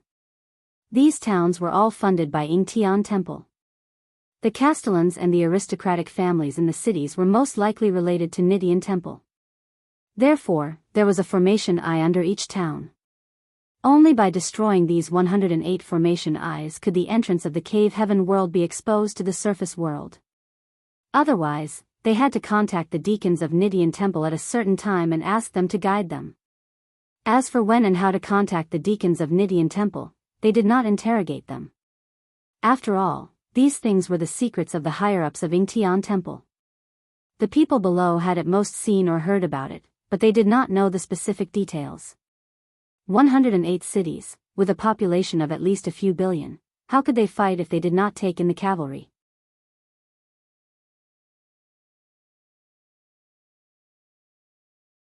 Chapter 1149. As one of Lin Yuan's creations, Yi Balan could directly communicate with Lin Yuan through his consciousness. However, Yi Balan had no intention of communicating with Lin Yuan to ask for reinforcements. This time, Yi Busho had stolen the job of the embroidered uniform guards.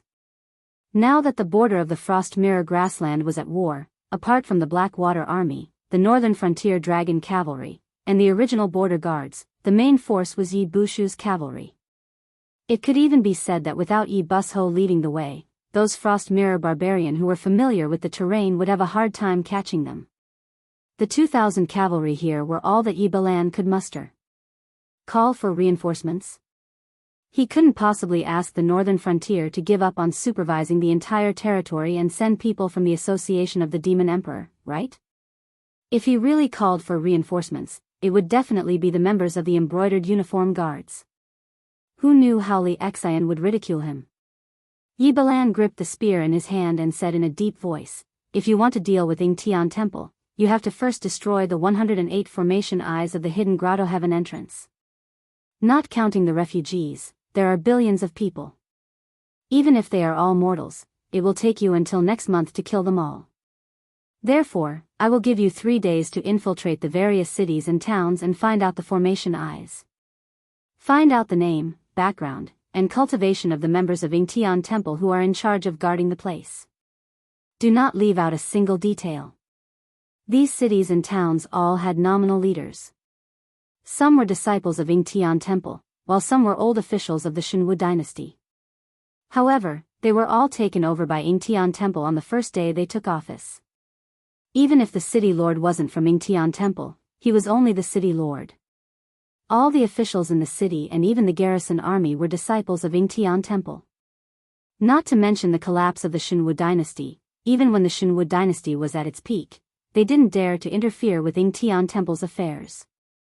After all, they had the protection of an immortal true monarch. Lei Qiusheng was also afraid. If there was no need, why would he provoke the guardian of the heavenly gate? But this time, the Dragon King had spoken. Then all the people related to Yingtian Temple would have to die. Outside Shunning City. Bu Xingzhou narrowed his eyes, sizing up Lin Yuan's murderous aura, then said in a low voice, Black Jiao, I admit that I made a mistake this time. However, I feel that even though you are a demonic beast, you do not lose to a human in any aspect. Since that is the case, then you should be clear that there are no fairy tales in this world. Everything has to be based on benefits. If you are not moved, then it can only be because the benefits I offer are not enough. At this point, he paused for a moment and sighed as if he was discouraged. He then continued, So, tell me. As long as your conditions aren't excessive, I can accept them. When this matter is over, I can also disband Yingtian Temple and hand over the aristocratic families under my command to you. In the war to conquer the Xunwu dynasty's territory, my Yingtian Temple's disciples can also serve as your vanguard. I will also enter the northern frontier for your command. How about it? If there's anything else you want to add, feel free to say it. Bu Xingzhou was very confident. This was because he felt that the bargaining chip he offered was definitely a huge bet. The existence of Yingtian Temple could not be hidden. Black Jiao would know about it sooner or later. However, Yingtian Temple only appeared on the surface. Even if all of their elite disciples were transferred over in recent years, they still maintained the strength of a second-rate sect on the surface. In fact, they were even stronger.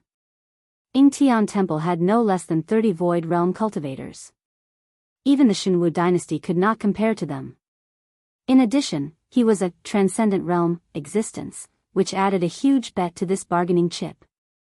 With the help of a transcendent realm expert, even the other Heavenly Gate Guardians' forces would have to welcome him, let alone the developing northern frontier.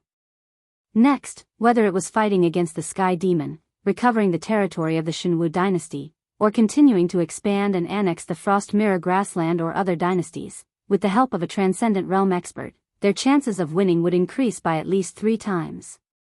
Yeah. Lin Yuan nodded slightly and said with a smile, Your bargaining chip is indeed very tempting. I also feel your sincerity. However, I've always kept my word. This is something you know. Therefore, from the moment you stood in front of me, you're already a dead man. I won't let go of your entire Yingtian Temple. You're courting death. Bu Xingzhou's face was ferocious. He took the initiative to raise the severing thunder branch. Lightning flashed on the pitch-black wooden stick. It actually attracted the power of lightning in the surrounding thunderclouds and turned into a lightning dragon that attached itself to the severing thunder branch. Woohoo, this old Taoist is going to go all out. Wei Li smiled and clapped his hands. His entire body was covered in dark green flames. Under his feet was Kong Xiang's head, which was bleeding from his 7 orifices. Kong Xiang's body had already been burned to a crisp by the dark green flames, leaving only a bald head. His handsomeness and bearing had all disappeared without a trace. His facial features that were excessively pale after losing blood were filled with resentment.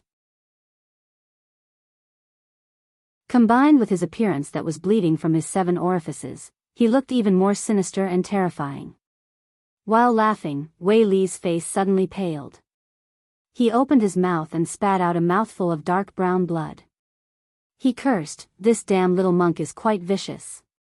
He knew that he couldn't beat me, so he risked his life and poured all his Buddhist energy into my body. If it wasn't for my profound cultivation, I'm afraid my body would have exploded on the spot and I would have died together with a damn monk like you. I need to pay more. Du Gaming slowly sheathed his long sword. His elegant chivalrous robe hung on his body like rags. His left sleeve had already been cut off. To be more precise, his left hand was only left with the upper half of his arm. The neat cut was not blood, but black ink. It was clear that the elegant and handsome Song Shuabua did not do a clean job. The ink that he condensed with his aura energy clearly contained poison. Behind him, Song Shuabua still maintained his standing posture. However, the bamboo in his right hand was tattered. The weasel hair brush in his left hand was also cut in half. There was a thin line of blood on his neck. Du Gaming's sword was very fast. When the blade cut into Song Shuabua's neck, Song Shuabua's wound had already healed. However, the domineering aura energy still destroyed Song Shuabu's life force, turning him into an ice-cold corpse. And the price for a one-hit kill was an arm. Very few people knew that Du Ming used the mother-child sword. The mother-child sword killed while the mother-child sword blocked. In the past assassinations, Du Ming's mother-child sword could be said to be successful. It could even be considered a strange move. However, this time, Song Shuabu's counterattack was too fast and too fierce.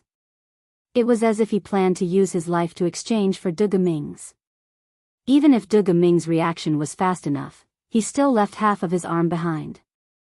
Even the mother-child sword was exposed to the sight of countless spectators. Even if he used spiritual items to heal his arm, his threat would be greatly reduced in the future.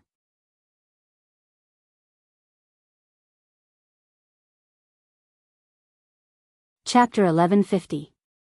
Yu Jiang, who was fighting Kagura and Batu, was not in a good state either.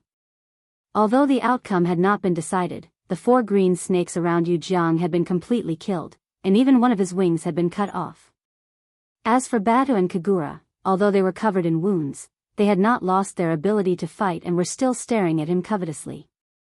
Especially Batu, this fellow's priesthood was originally war and conquest, and he also had the luck of the northern frontier. While fighting Yu Jiang, he also dragged Yu Jiang into the war god domain. The more intense the battle between the two sides, the more terrifying the boost Batu received. In addition, although Kagura's priesthood was in charge of harvest, she could still use some simple incense power. While she was frantically healing Batu's injuries, she was also constantly creating obstructive traps for Yu Jiang. Yu Jiang even had a bad premonition. If this continued, he might not be a match for these 2 new gods. However, this was normal. After all, these prehistoric creatures were extremely powerful, but there was a limit to the world's capacity. They could not fully unleash their peak combat strength, and they did not have time to bring all their belongings when they fled, especially on the home ground of the northern frontier. Yu Jiang was indeed the sea god of the North Sea, but the northern frontier was not his dojo. If he wanted to exercise the priesthood of the sea god of the northern frontier, he had to see if the dragon king of the northern frontier was willing to give him face. He could fight against 2 people by himself because of the abundant incense power he had accumulated in the past. However, no matter how abundant it was, there was a limit. The human world worshipped the northern celestial emperor, Xuanxu.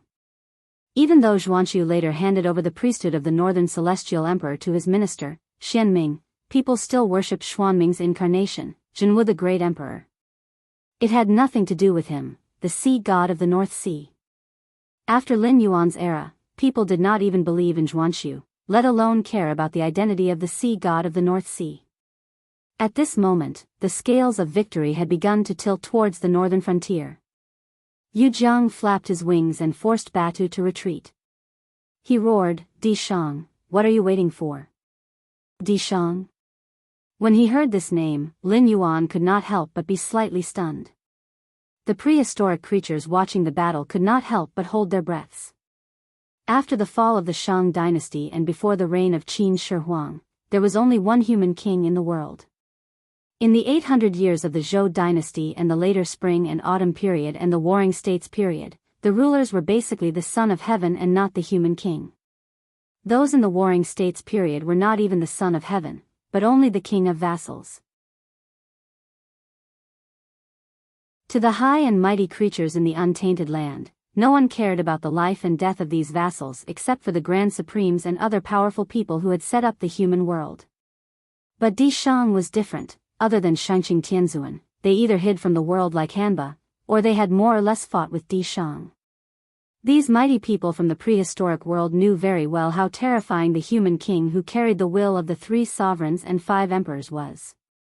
In the prehistoric world, he forced Hong Jun, who was the ruler at that time, to want to get rid of him, but he was helpless. He could only set off a calamity and joined hands with the heavenly Tao to cultivate the emperor of Zhou.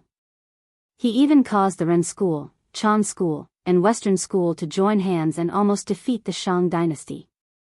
In the end, the battle was so intense that even the 6 saints of heaven had to join the battle.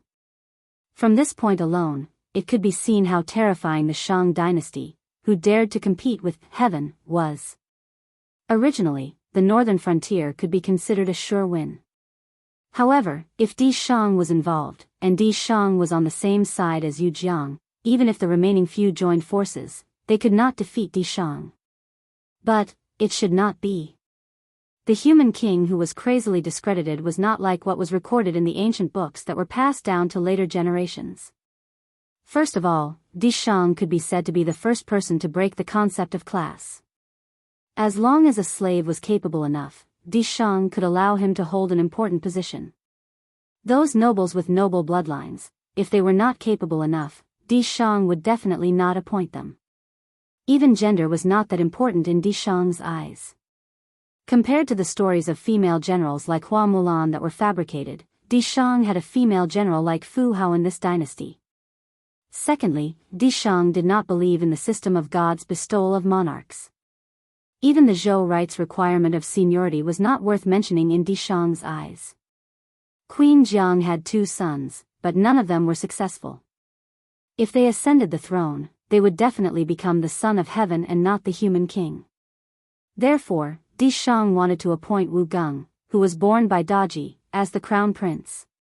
During the Shang dynasty, Di Shang's action could be said to have offended the upper class. Daji was not the demon concubine that was later sung.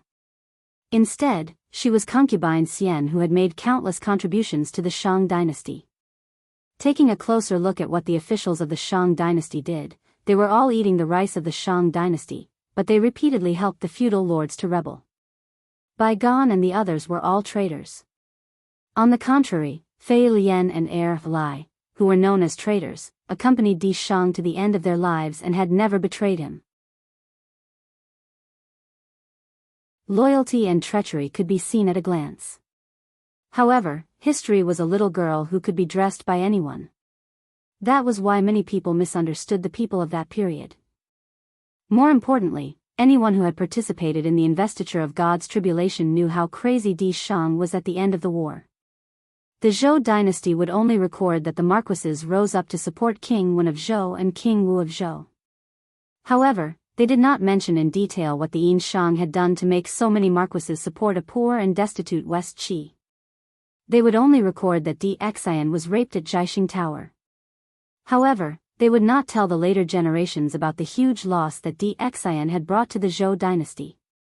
Similarly, they would not record that if Di Xian's 2 sons had not betrayed him and opened the city gate to welcome the allied forces of the marquises into Zhaoga, Di Xian could have defeated the allied forces of the marquises without shedding any blood. However, when people studied this period of history, they would always find something strange. For example, the people of the Shang dynasty would rather die than eat a grain of rice of the Zhou dynasty. Many people did not even consider themselves as people of the Zhou dynasty, but called themselves the remnants of the Shang dynasty. There was also Di Shang's son, Wu Geng. Why didn't GFA dare to kill Wu Geng when the Shang dynasty was destroyed? Instead, he gave Wu Geng a fief and made Wu Geng a feudal lord. If Wu Geng's ability was not as good as Di Shang's, the Zhou dynasty would never have the fortune of 800 years.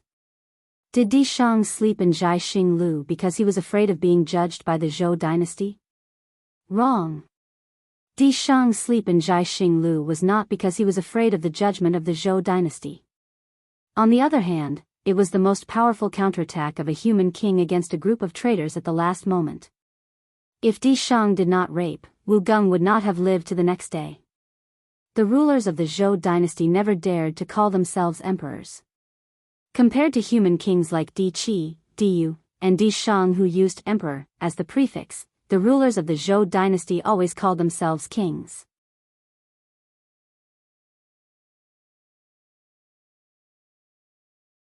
Chapter 1151.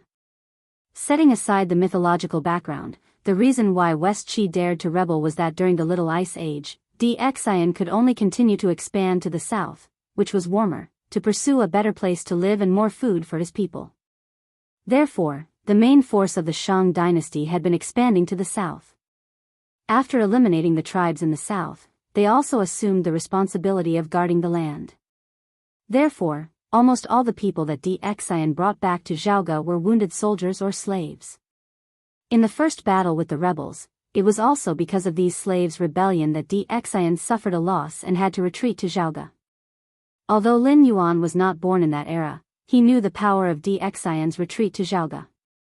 At that time, Zhaoge was the capital of the Shang dynasty, but it was also a war fortress against North Di and Dongyi. If Dxian retreated to Zhaoge, the rebels would not be able to break through the city walls in a short time. This hit the key point of West Qi. What kind of place was West Qi? To put it nicely, it was a paradise that did not close the door at night and did not pick up lost things on the road. To put it bluntly, it was poor. West Qi could not even feed its own army. In addition, the rebellions of the feudal lords all over the country were nominally led by West Qi. There were also the southern slaves who rebelled from Dxian's army. Therefore, West Qi really could not afford to feed people and horses. On the contrary, Dxian, who had developed the south, had a large amount of food stored in Zhaoge. Therefore, as long as Dxian refused to fight, it was equivalent to winning the war and waiting for the rebels to collapse. In the end, the two sons of Queen Jiang and Weizi, who had failed to compete with Dxian for the throne, opened the strong city gate of Zhaoge without hesitation, making all of Dxian's schemes a joke.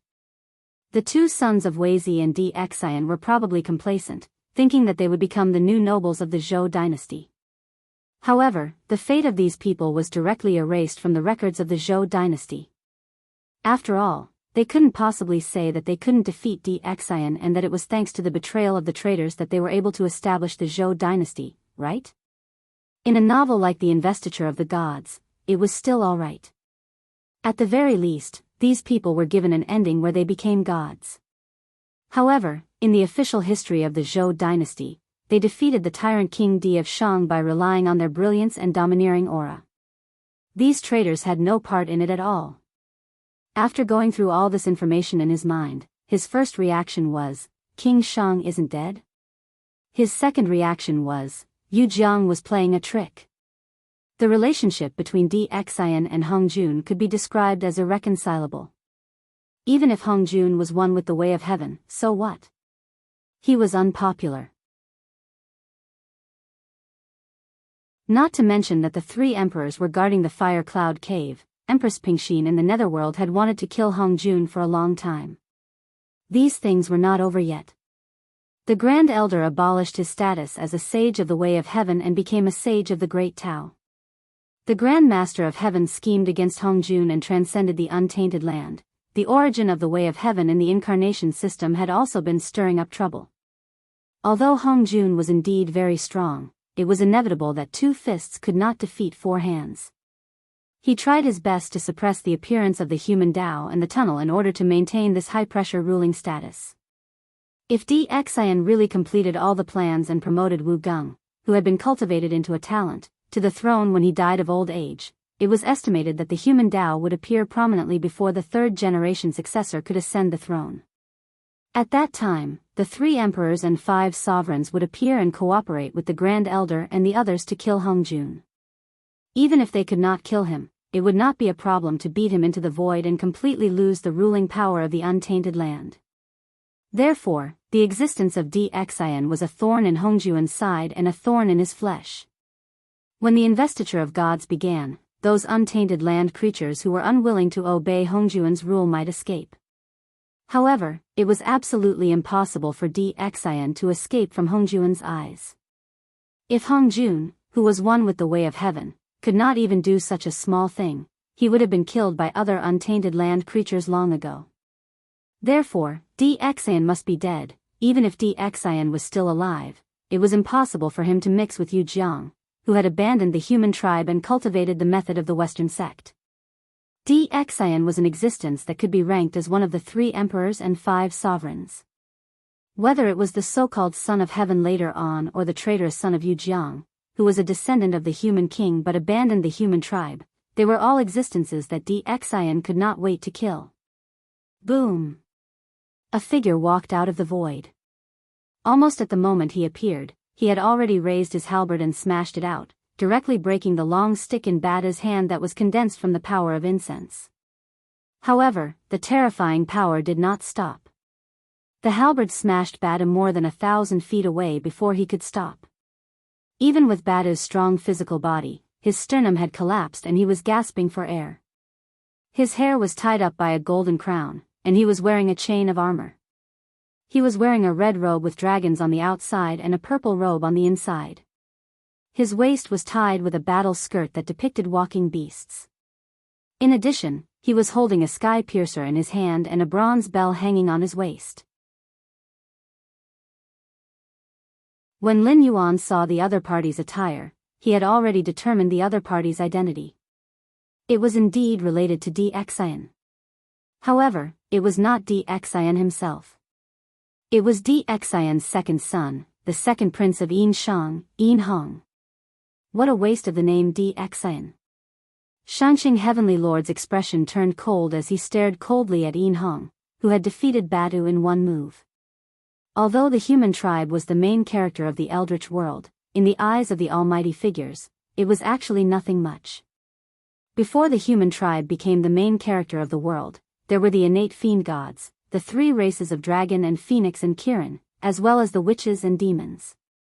These races were once the main characters of the world. However, these races were born strong and were feared by Hong Jun. He used some means to exterminate and decline them. In addition, although the human tribe was born weak, they were indeed hard-working. The sect master of Ren's school, the Grand Supreme, and Niwa, who had created the human tribe, endorsed them, did not have much impact on Hongjun's rule. Therefore, they were designated as the main characters of the world by Hongjun. However, no one would have thought that they had underestimated the human tribe in the end. The 3 sovereigns and 5 emperors had created a brilliant era that was filled with legends. Natural disasters, man-made disasters, demons, and ghosts could not destroy the human tribe. Instead, it made the human tribe become stronger and stronger after repeated setbacks. Especially when they were in the hands of DXIN, they almost used the power of Yin Shang to declare war on the Qi refinement cultivators in the world. They kept challenging Hongjun's authority and finally forced the sages to take action personally before they could destroy Yin Shang. DXIN was one of the few human tribe that I, Tong Tian, valued and admired in my life. Yin Hong was just a traitor. First, he betrayed Yin Shang because he was dissatisfied that DXIN wanted to pass the throne to Wu Geng. Later on, he believed Shen Gongbao's words and betrayed Chan's school. He even almost injured Qi Jingzi, who had passed on his abilities and Dharma treasures. Even Huang Feihu, who had once let him off, was captured by him in an attempt to dominate Yin Shang. How could such a scum be given the name DXIN?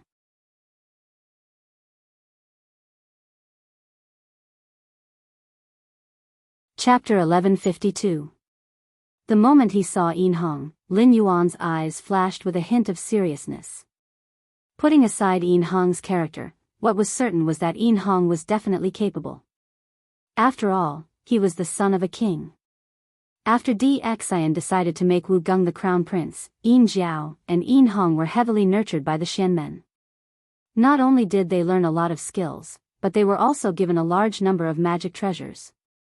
From the looks of it, Yin Hong had brought all these magic treasures over. The sky piercer was not considered powerful in the investiture of the gods' tribulation, but it was definitely not an ordinary weapon. After all, it could fight with the weapons of so many powerful people. If it was an ordinary weapon, it would have been shattered long ago. Needless to say, the chain armor and the battle skirt were most likely good items. More importantly, the purple ribbon immortal robe he wore underneath the red robe was a treasure given by Qi Jingzi. After wearing it, one could be said to be invulnerable.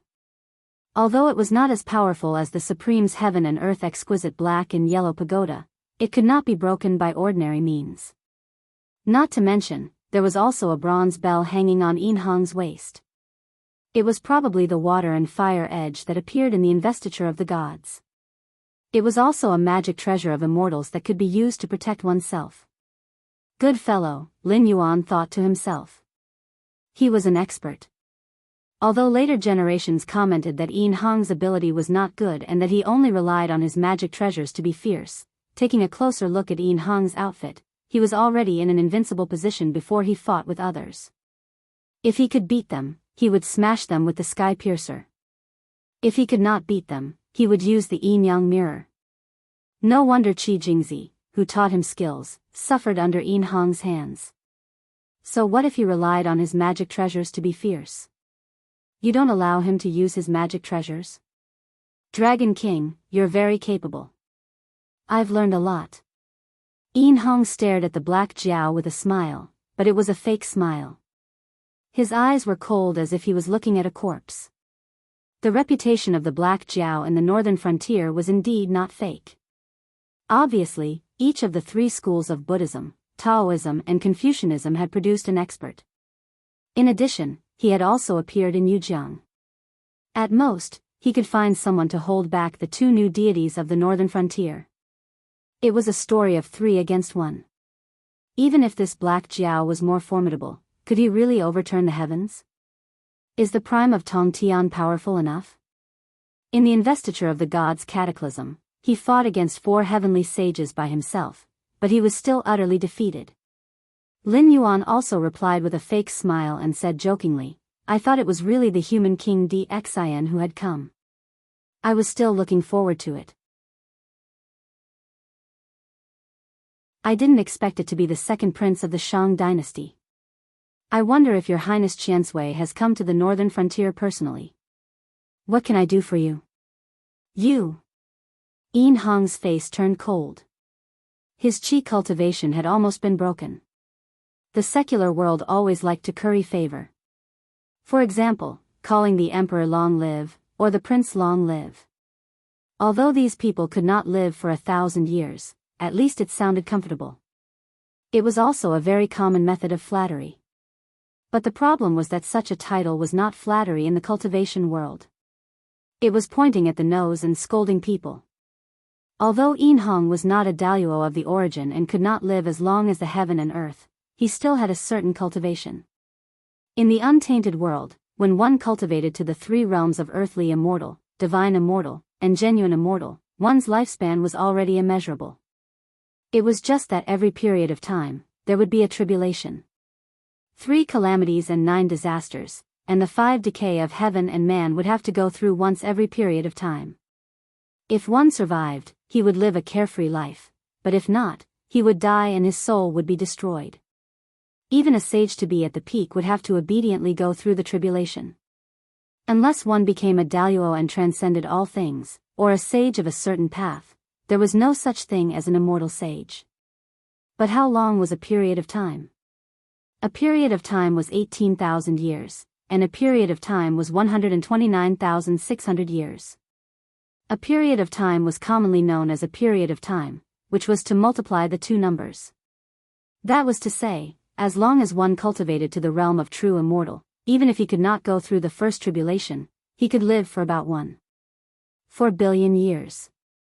Although Yin Hong had not reached the realm of true immortal, he was still an immortal. With all his magic treasures, he could easily live for billions of years. Now he was called, Your Highness Long Live, by Black Jiao, which was no different from Black Jiao pointing at his nose and scolding him as a short-lived ghost. What's more, Yin Hong was also a famous person on the list of deification. He was the lord of 5 grains of the fighting sect and usually lived in the heavenly court. Haotian had once refined the star banner left by the ancient demon court and set up the cosmic stars formation. Even in the untainted world, the flow of time in the heavenly court was different from that in the mortal world. As the saying went, 1 day in the heavenly court was 1 year on the earth. If Yin Hong stayed in the heavenly court, his lifespan would be even longer. In the cultivation world, you could point at someone's nose and scold them, but you could never say that they had a short life. As everyone knew, the so-called cultivation was actually fighting against the heavens. If you turned your head and threw it out, 9 out of 10 cultivators were trying to attain immortality. Scolding others for having a short life was much more ruthless than robbing others of their opportunities and treasures. In other words, you were ruining their Taoist heart. Bastard! How dare you bully me? The killing intent in Yin Hong's eyes soared. His body turned into a shadow almost instantly.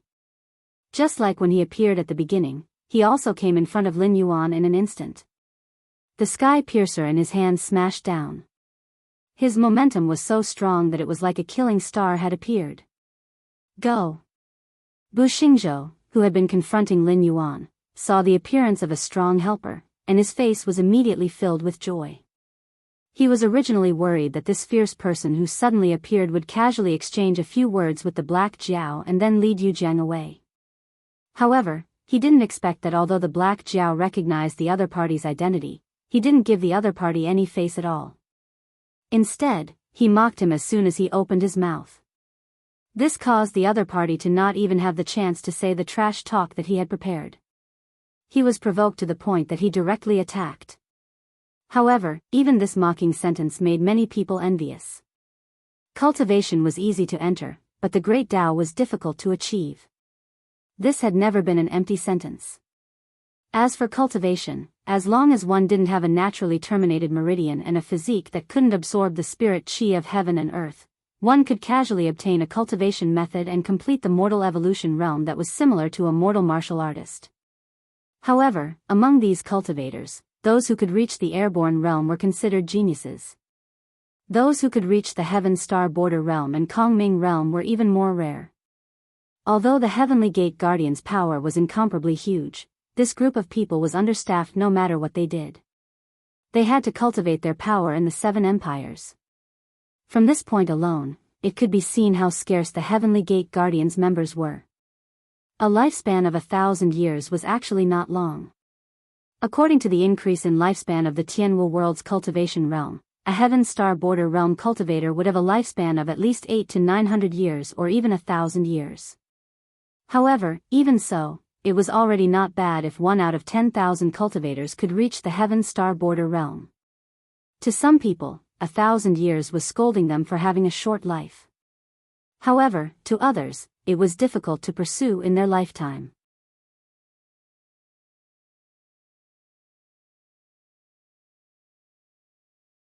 Chapter 1153. Lin Yuan was slightly startled by Yin Hong's sudden outburst, and then he smiled with relief. His Highness Qiansui was not a casual name. In the investiture of the gods, there was a scene where Yin Hong went down the mountain to recruit the 4 generals, and the 4 generals directly called Yin Hong His Highness Qiansui. However, for Yin Hong, who had just started cultivating at that time, His Highness Qiansui was still a respectful name, not a curse. But now, after countless years of investiture of the gods, calling Yin Hong His Highness Qiansui was really a curse for his short life. Besides, Yin Shang had perished, so how could Yin Hong still be a highness? But since he had said it, the Dragon King also cared about his reputation, so he would not change his words or make any explanation. To put it bluntly, it was, I am cursing you, so what? If the 2 traitors, Yin Hong and Yin Jiao, hadn't opened the gate of Zhaoga and led the army of Shiqi into the city, human Tao would have become popular in a few decades. At that time, the 3 sovereigns and 5 emperors, as well as Dxian and later Qin Huang and Han Wu, human Tao would be so prominent that even the way of heaven couldn't cover it. How could the untainted world be dominated by Hong Jun alone? Regardless of his identity as a human, Lin Yuan hated traitors the most in his life. If there was a chance, Lin Yuan really didn't intend to let any of them go. With a thought, for shadows of ancient long swords condensed around Lin Yuan, and a shocking evil spirit and murderous aura suddenly spread out. Yin Hong, who had attacked in anger, suddenly had a change in expression.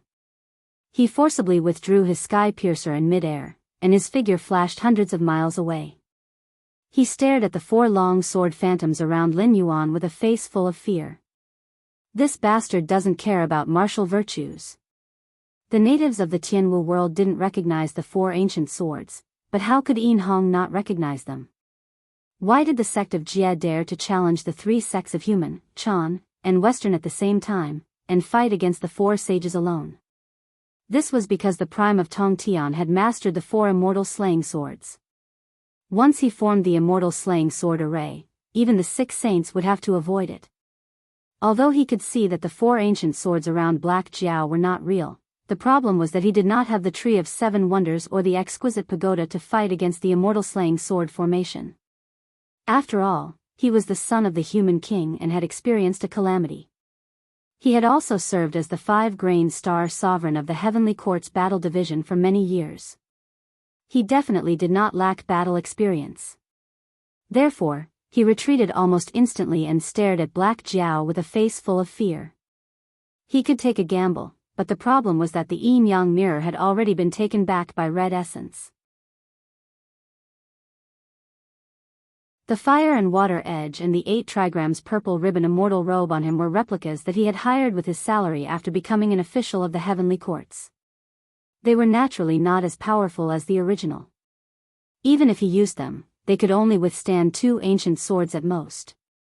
The remaining 2 ancient swords were enough to kill him. Fortunately, there was still a reckless person who dared to make use of him to attack Black Jiao. "It's time for you to test the power of the immortal slaying sword array for me." In an instant, Yin Hong's mind was full of thoughts. Although his face was still gloomy, there was a faint trace of fear in his eyes. "This is bad. You scoundrel." Bu Xingzhou saw Yin Hong's face filled with fear as he retreated. How could he not understand that the Black Flood Dragon's 4 sword shadows were so powerful that even this ferocious person who had suddenly appeared was afraid? However, he didn't have Yin Hong's ability. Plus, he had never seen how powerful the Banishing Immortal Sword formation was. He only thought it was one of the Black Flood Dragon's methods. When he saw Yin Hong retreat, it was too late for him to retreat. He could only charge into the Banishing Immortal Sword formation with a face full of anger. "Oh, you want to see? I won't let you see." Lin Yuan's eyes narrowed and he spat out a green ball of light from his mouth. It was the willow branch bestowed by Patriarch Yang Mei. The willow branch spun in a circle and immediately locked the space, enveloping the immortal slaying sword array within. No matter how much outsiders tried to pry, they would not be able to see how powerful the sword array was to be able to make a hidden danger, a fierce person who had severely injured the god of war of the northern frontier, retreat. However, other than Shangqing Tianzuan and Daoist Red Cloud, who had unfathomable cultivation, no one noticed that a small black dot that was almost no different from a speck of dust suddenly emerged from the crack in the void when the willow branch sealed the space. The 6 pairs of blood wings on its back flapped and it completely disappeared without a trace. Shangqing Tianzuan's expression changed. Just as he was about to make a move, he saw a jade-like right hand hit his shoulder. He turned his head and saw Daoist Red Cloud's smiling face. "Senior brother, one of the 50 escapes from the heavens' divination. This is Black Jiao's tribulation. No matter how deep your hatred is, you should not interfere." As Daoist Red Cloud spoke, the smile on his face became deeper and deeper. He whispered, "If you want to change the heavens' design, call your original self here." Shangqing Tianzuan's movement paused slightly. Suddenly, he smiled and said, "I was wrong. Thank you, junior brother, for your advice." Mosquito Daoran was also an expert who cultivated the great way of space. At his peak, he was even at the sage-to-be level. He was only 1 step away from Zenith Heaven. It was very reasonable for him to seize this opportunity to escape. Whether it was Shangqing Tianzuan, Daoist Red Cloud, or Lin Yuan, all of them should have thought of this. However, Lin Yuan still used the willow branch. Obviously, he had other plans. If Shangqing Tianzuan acted rashly, he might fall into the Black Jiao's trap. "Ha ha ha, it's okay, it's okay." Daoist Red Cloud smiled meaningfully. He waved his hand as if he did not care and said, "We are all guests of the Purple Cloud Palace. You are also my senior brother. If you can help, I will naturally not refuse. Since senior brother has seen through it, I will not stay for long. I'm leaving." As soon as he finished speaking, Daoist Red Cloud dispersed into wisps of red mist and dissipated in front of Shangqing Tianzuan. Shangqing Tianzuan touched his head with a puzzled look in his eyes. He murmured, "Why do I feel that although I was not tricked by Black Jiao, I was tricked by Daoist Red Cloud?" After a while, Shangqing Tianzuan blushed and patted his head. He scolded, "Damn it. If it was not for Mosquito Daoran, that bastard, running in front of me, how could I lose my composure like this? I am so angry." Daoist Red Cloud and Shangqing Tianzuan had unknowingly fought once. However, it did not affect the battle between Lin Yuan and Yin Hong. When Yin Hong saw the phantoms of the four immortal slaying swords, he was a little scared. After all, the immortal slaying swords formation was too powerful. However, now that he saw a piece of willow branch, Yin Hong was so shocked that he could not help but take a few steps back. There were many powerful figures in the untainted world. However, there were only a few who were especially ruthless. Hong Jun, San Qing, and the like were well known. However, there was one more powerful figure who could make Hong Jun suffer in silence. The hollow willow branch, the ancestor Yang Mei. She could be said to have deduced the great Tao of space to the extreme. She could even fight with Hong Jun, who was in harmony with the great Tao of heaven.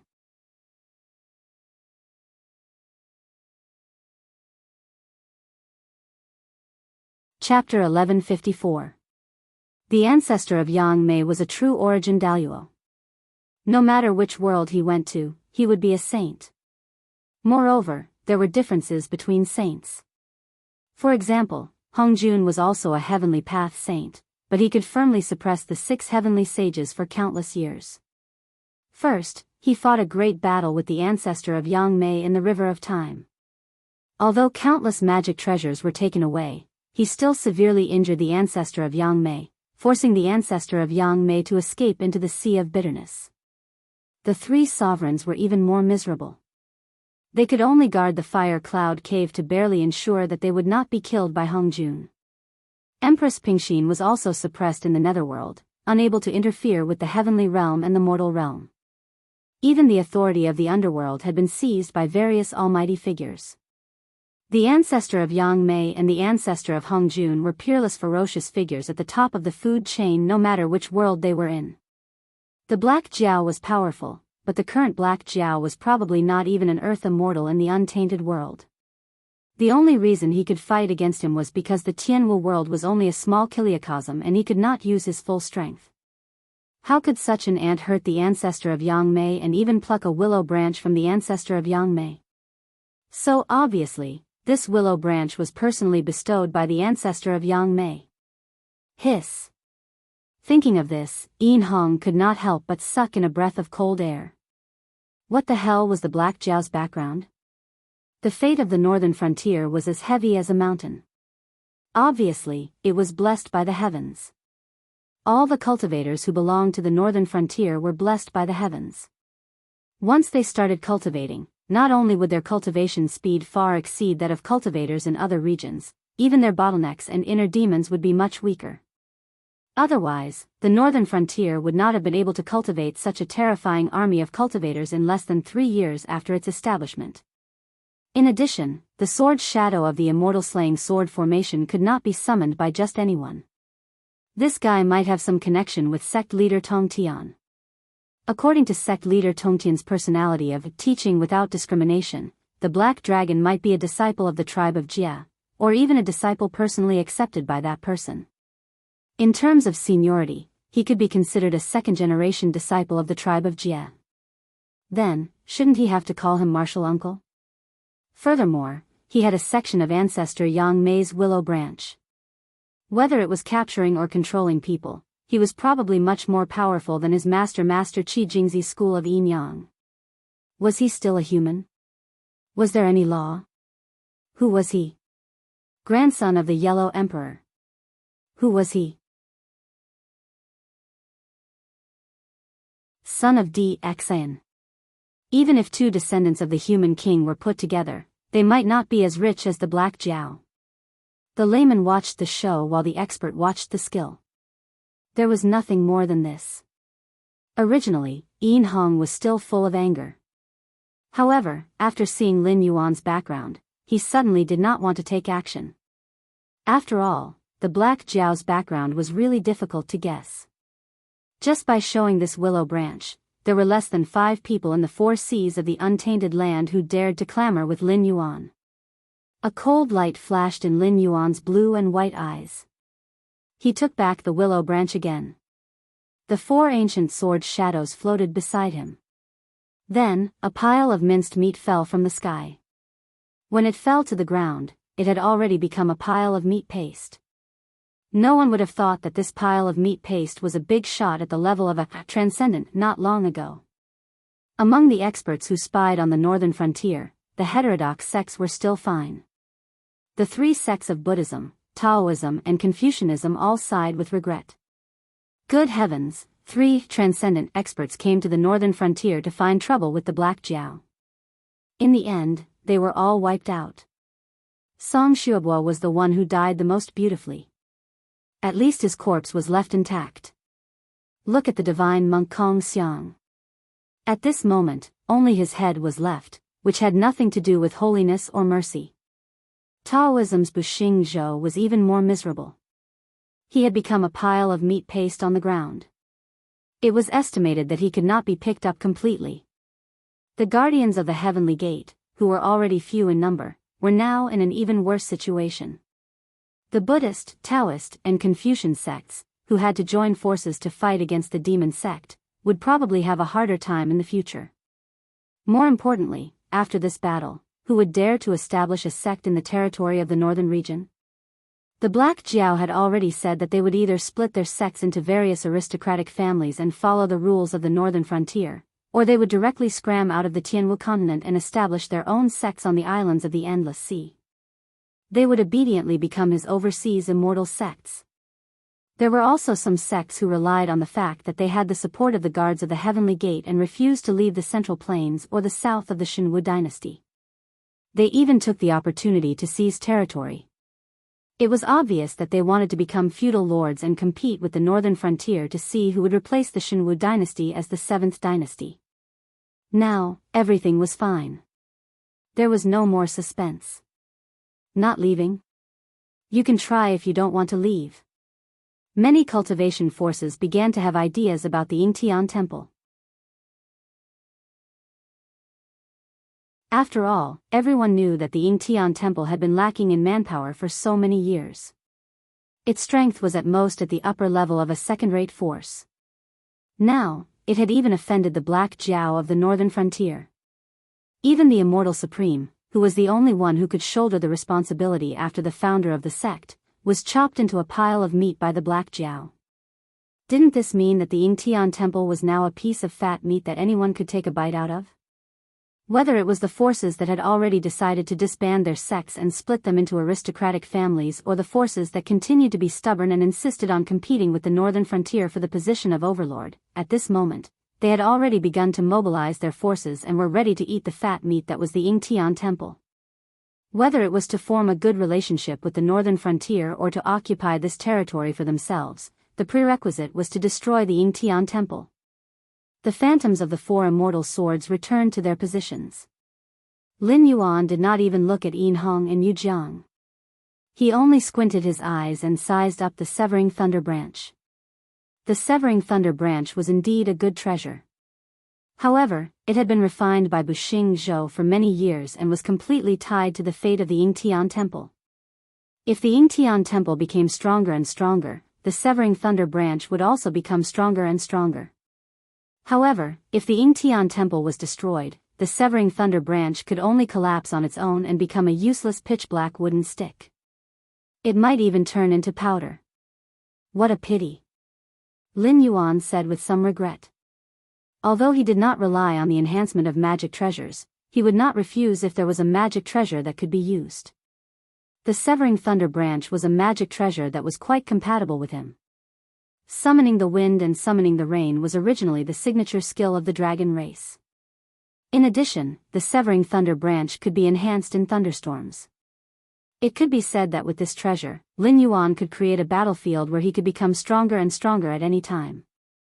Unfortunately, the Dragon King was such a demon who meant what he said. If he said that he would not give any sects a place to survive, then he would not change his words. Moreover, he had previously said that he would destroy the entire Yingtian temple. Is it possible for Lin Yuan to slap his own face? That was obviously impossible. After sighing with emotion, Lin Yuan turned his gaze to Yin Hong and said with a smile, "Your Highness Qian Sui, why did you retreat? Since you have made up your mind to cause trouble for the northern frontier, then, continue."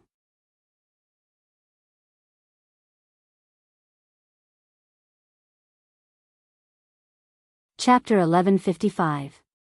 Heh. Een Hong laughed coldly. He waved the halberd in his hand and said in a deep voice, I have experienced Dragon King's strength. However, is the Dragon King sure that he wants to shed all pretenses of cordiality at this time? Even if the Dragon King wins today's battle, he will need more than 10 years to recuperate. Don't let others take advantage of us. When he finished speaking, many spectators felt their faces twitch. Similarly, Een Hong did not want to clash head-on with Lin Yuan. However, Een Hong's level was clearly much higher than that of Yu Jiang and Buxingzhou. It was still an unsolved mystery how strong the Black Jiao was when he became serious. Furthermore, the methods of Een Hong and Yu Jiang, two top-notch experts whose identities were unknown, could not be predicted. If both parties fought to the death, it would be very troublesome no matter who the victor was. In particular, the Black Jiao from the northern frontier was currently in a period of strength. Once he was severely injured at this time, many people would start to target the northern frontier. If they were in his shoes, many top-notch experts felt that they would have to compromise with him. The comprehensive strength of the northern frontier far surpassed that of any of the empires. In fact, with the existence of Lin Yuan, Batu, and Kagura, their foundation would not be inferior to any of the powers other than the Heavenly Gates protectors. Even the Heavenly Gates protectors was essentially an alliance. In private, there were countless independent top-notch powers. Currently, the northern frontier had the qualifications to be called a top-notch power. It was an existence that the empires could not compare to. More importantly, the powerful rise of the northern frontier had touched the sensitive nerves of many people. Even though the northern frontier was the only powerful power now, they were certain that once the northern frontier started to exert its power and destroyed the structure of the seven empires, countless people and powers who had previously restrained themselves for various reasons would jump out and try to divide up this sweet cake. Of course, it would be best if they could monopolize it. The reason why the seven empires were able to become rules-based existences was mainly because the various powers kept each other in check and wrestled with each other. In the end, a blueprint that seemed very fair was finally drawn out. However, in reality, the various powers were no longer satisfied with the seven empires being divided and ruled. This could be seen from the constant collisions and killings between the neighboring empires. They ate from their own bowls and stared at other people's pots. This was not a matter of a day or two.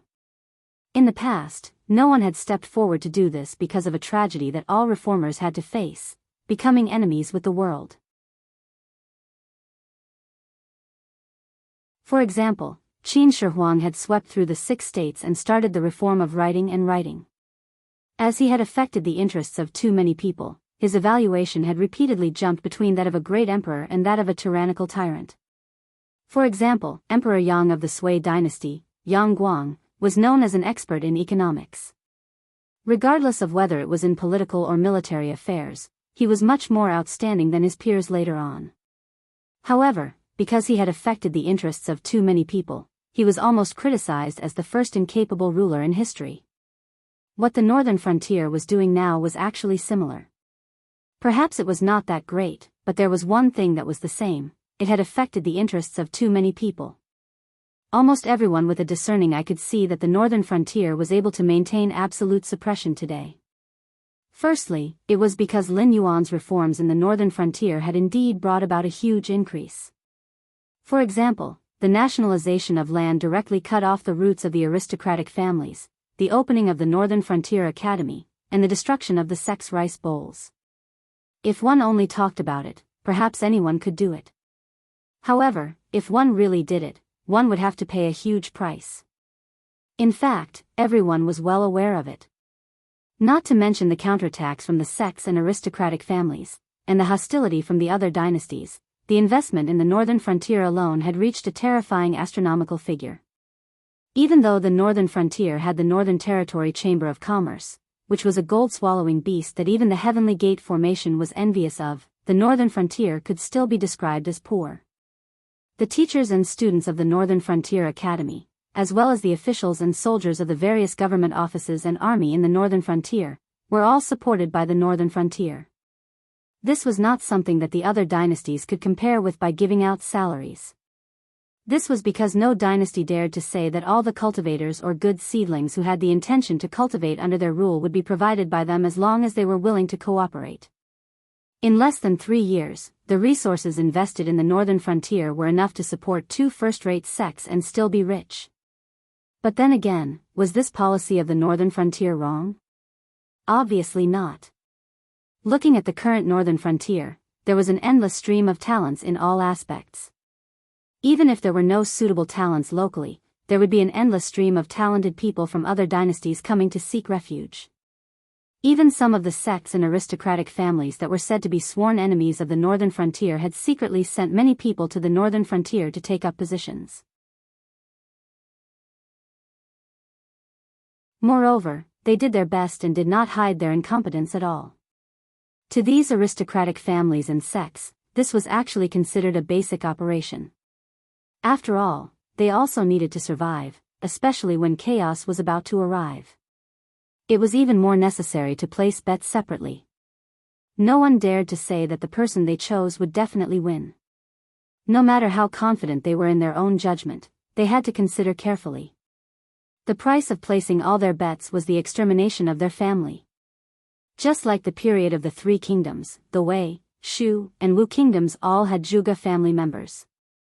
Even if one did not know much about the 3 kingdoms and only knew of Zhuge Liang, but after careful calculation, the Zhuge family in Wei and Wu kingdoms actually had many people who were officials. Some of them even had extremely high statuses. And the Zhuge family was just a microcosm of the aristocratic families of the 3 kingdoms. And these aristocratic families and sects disciples who came to the northern frontier might not be comparable to Zhuge Liang or Sima Yi, but their abilities were not inferior in the slightest.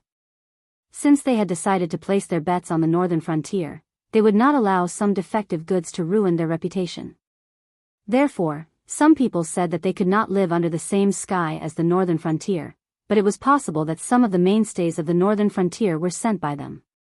Regarding this, everyone, including Lin Yuan, was well aware of it.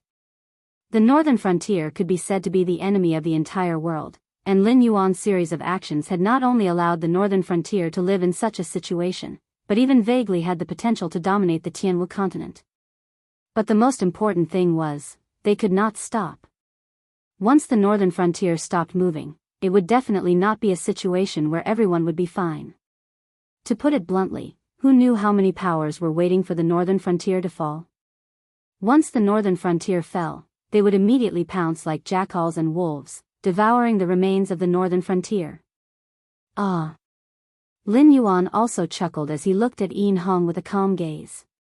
His expression was somewhat playful. But he did not immediately open his mouth to speak, causing many people to be on tenterhooks. Some were worried, some were excited. All kinds of emotions were displayed vividly at this moment.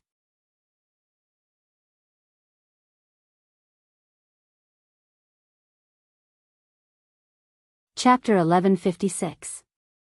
Looks like you're very confident in your own strength. Lin Yuan's lips curled into a grin as he looked at Yin Hong with a gloomy gaze. Almost at the same time, Yin Hong and Yu Zhang's expressions changed. Although Lin Yuan didn't remove the fig leaf, his attitude was very obvious. You, Yin Hong, are confident in your own strength? Are you saying that I, Lin Yuan, am a pushover? Lin Yuan stared at Yin Hong with scorching eyes and said coldly, "This king's attitude has always been clear. I don't care who you are, who's behind you, whether you came to the northern frontier to join in the fun or deliberately came to the northern frontier to cause trouble.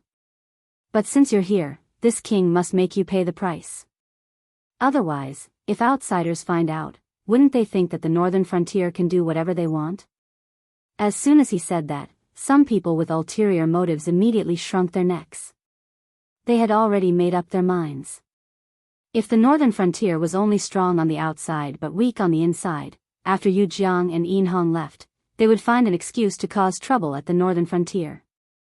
Moreover, when the Black Jiao really got angry and they did this, could it be that the Black Jiao would really fight to the death with them? As if they were pushovers? But now, the Black Jiao had made his attitude clear. If they came to the northern frontier to cause trouble, they would have to pay the price. Rather than saying these words for Yin Hong and Yu Jiang, it was better to say that they were for the people with ulterior motives. Just like how some people always like to ride on popularity and traffic without any bottom line, if they ruthlessly stepped on the northern frontier, then the benefits for what they were going to do next could be said to be obvious with the naked eye. The most important thing was breaking the Black Jiao's invincibility. Invincibility was a mysterious thing, but when faced with it, not many people dared to say that they didn't care. It was like an ordinary person. If you asked him to start a business from scratch with Jack Ma, although the conditions were the same, the ordinary person would still have a certain amount of fear and worry in his heart. After all, Jack Ma's achievements and family business were there for all to see. Although it was said that even a pig could fly in the wind, reality had proven that a pig really couldn't stand in the wind. Instead, when it left the scene, it was already seen by countless butchers as a piece of fat meat under their butcher's knife. Ever since Lin Yuan had been born, it could be said that he had won every battle. Among them, there were ants who were so weak that they didn't even bother to remember their names, but there were also fierce people who made them feel fear.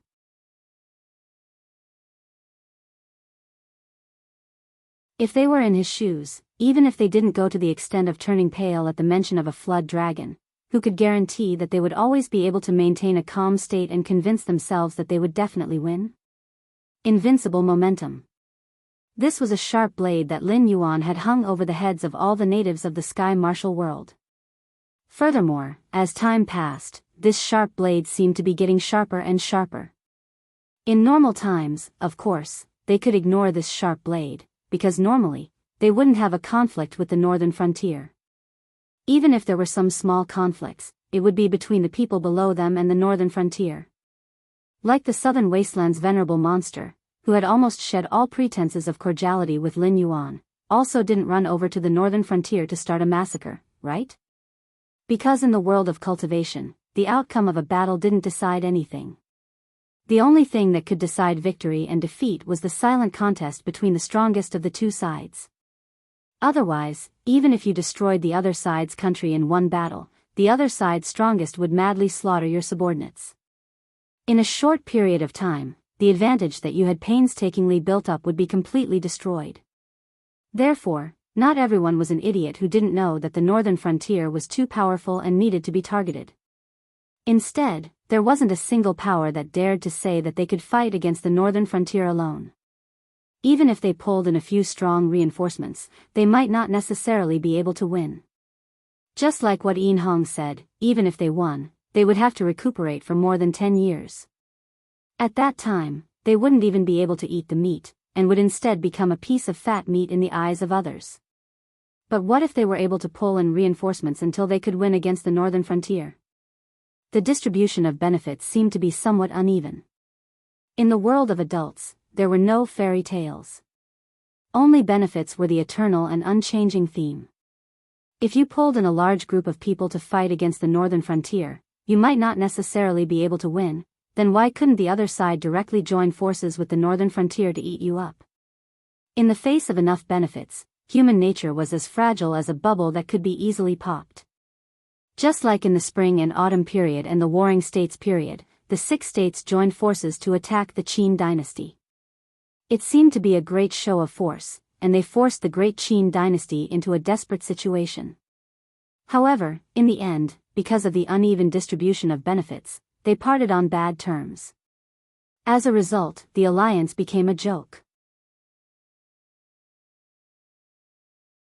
The Qin dynasty, which was forced into a desperate situation, became the ruler of the world from the Qin clan, which couldn't even be considered the Qin dynasty, and the first emperor appeared. In every chaotic era, it could be said that there were many talented people. Whether it was generals or strategists, just randomly picking out a famous one, almost all of them had the foresight of the era.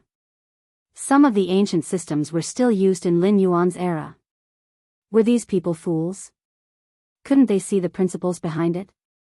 No, they could see it, but they still wanted to fight for their own or their own country's benefits.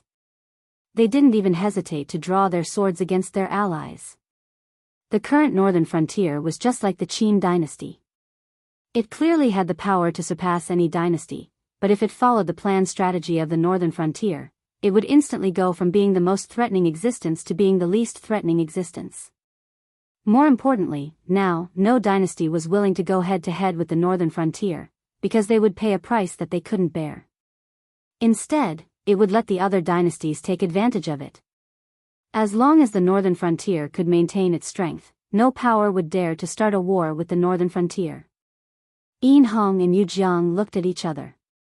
Then, Yin Hong suddenly raised the sky piercer in his hand. Just as he was about to activate his divine power, he suddenly paused and looked in the direction of Kagura in shock. This was because he suddenly realized that there was an existence in the northern frontier that overlapped with his priesthood. He was the star sovereign of the 5 grains of the Do tribe, also known as the god of the 5 grains. He was in charge of the growth of the grains. If he was determined to make the northern frontier pay the price, then the northern frontier would fall into a famine for a long time. When that time came, there would be no way to feed the people of the northern frontier, let alone expand outward.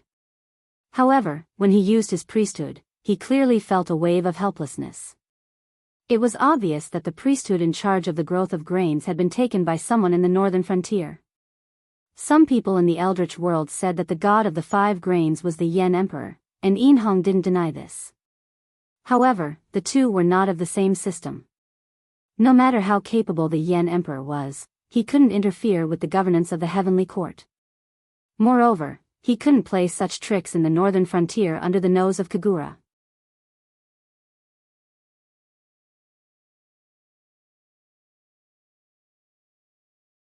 Chapter 1157. Yin Hong's expression changed several times, but his reaction was extremely fast. He held the halberd with both hands and pressed it down. A terrifying power suddenly leaked out, and the world turned from bright to dark. It was as if this halberd smashing down would cause the world to collapse. Rumble. Rumble. Rumble. Continuous tremors spread from where Yin Hong's halberd landed in all directions. Even more than 100,000 kilometers away, this thunder-like tremor could be faintly heard. Here. Me. Up. Lin Yuan's eyes widened as he suddenly roared. The pillar-like torrential rain and the puddles on the ground all rose out of thin air, forming a huge transparent hand in an instant and slamming toward the halberd. The two incomparably terrifying forces collided with each other, immediately causing countless spectators to tremble with fear. Because the halberd was actually unable to withstand such a terrifying force and broke apart at the first collision. That translucent hand was also completely scattered into splashes of water at this moment. However, everyone knew that no matter if it was the flying halberd fragments or the falling water, they all contained an unimaginable amount of divine force. They were far from being able to contend against an existence that was far from being able to contend against. Even the slightest bit of contact would be a path to death. Watching powerful beings fight had always been a convention in the cultivation world since ancient times. Of course, this wasn't because most cultivators had nothing to do and liked to go out and watch people fight. Instead, it was because watching powerful beings fight could often be used to comprehend things by analogy. It was beneficial to one's cultivation and state of mind. However, when it came to watching a battle, one had to know their own limits. When mortal evolution states fought, even mortals could watch. When airborne realm cultivators fought, mortals would be shocked to death even if they got close enough to hear the sounds of the two sides clashing, let alone just watching. In the northern frontier king's mansion, Li Zhong put his hands behind his back and looked at Lin Yuan and Yin Hong who had begun to fight. He said in a deep voice, "A great disaster is imminent. Don't bother to hide your strength. Activate the city protection formation immediately." As soon as his voice fell, the guards of the king's mansion immediately obeyed the order. Soon, a layer of golden light shrouded Shunning City. Those halberd pieces and water streams only caused some ripples when they hit this layer of golden light. In addition, Lin Yuan was already able to eliminate the impact when he made his move. He tried his best to avoid the collision points that would hurt Shunning City. Therefore, the attacks weren't too dense. With the city protection formation newly developed by the Ministry of Works, it could barely withstand the attacks.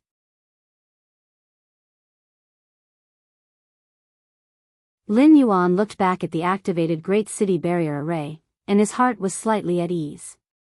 He could also eliminate the impact of the aftermath of the battle on Shunning City, but he didn't do so before. Even if he didn't like Yin Hong's character, he had to admit that Yin Hong did have some skills. If he were to fight him head-on, he might not be able to win. If he were to multitask at this time and care about the people of the northern frontier living in Shunning City, then it would be hard to say who would win. More importantly, whether it was Yin Hong or Yu Jiang, they were not good people. If they thought that he would care about the lives of the people of the northern frontier, they would never hesitate. They might even put down their dignity as cultivators and attack the mortals, forcing Lin Yuan to save them. Then, they would severely injure Lin Yuan. In the untainted world, good people couldn't survive, especially Yin Hong, who had a bad reputation and could even betray his own father for power. In addition, there was another person who could betray the human tribe and cultivate the Western religious sect in order to go further. If Lin Yuan didn't question their character, then Lin Yuan should question his own character. Yin Hong threw away the broken sky halberd and said with a sneer, "Lord Dragon King, you are so cold-hearted. You don't care about the people of Shunning City behind you. It turns out that your previous performance was just a disguise."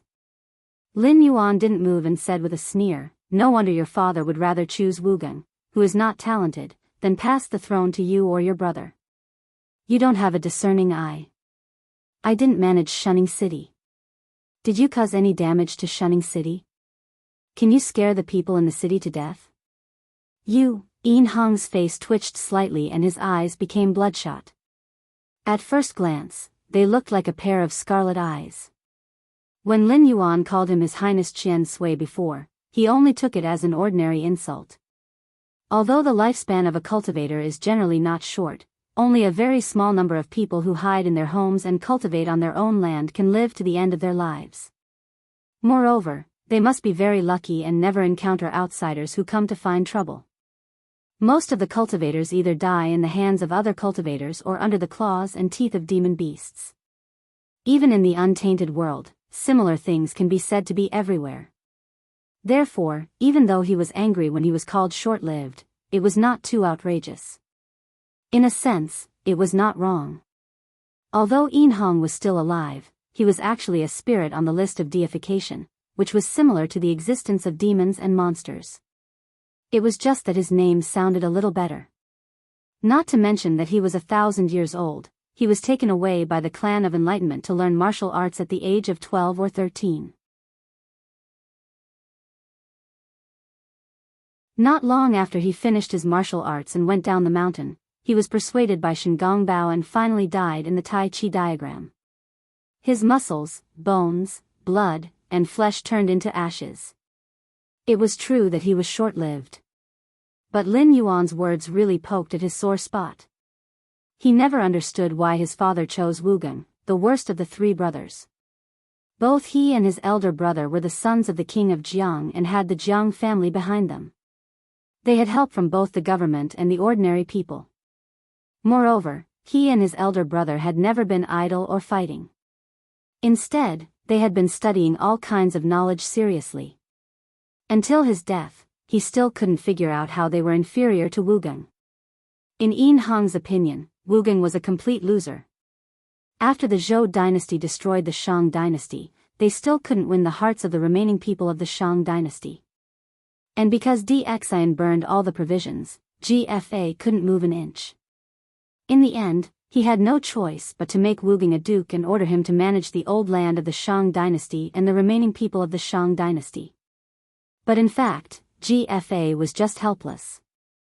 If he was so generous, he wouldn't have made Uncle Guan, Uncle Kai, and Uncle Hua build vassal states from the east, west, and north to monitor Wu Geng together. Based on the situation of the Zhou dynasty at that time, it was simply impossible for them to bear another huge war. If Wu Geng was a wise lord, there would probably be no such thing as the Duke of Zhou's nourishment and the world's loyalty. It could be said that before Xian died, he had even checkmated GFA. In the end, Wu Geng held a good hand and forcefully smashed it into pieces. You're tuning into the Dreamy Love Stories YouTube channel. Don't forget to subscribe and join us on this journey to catch the most captivating stories.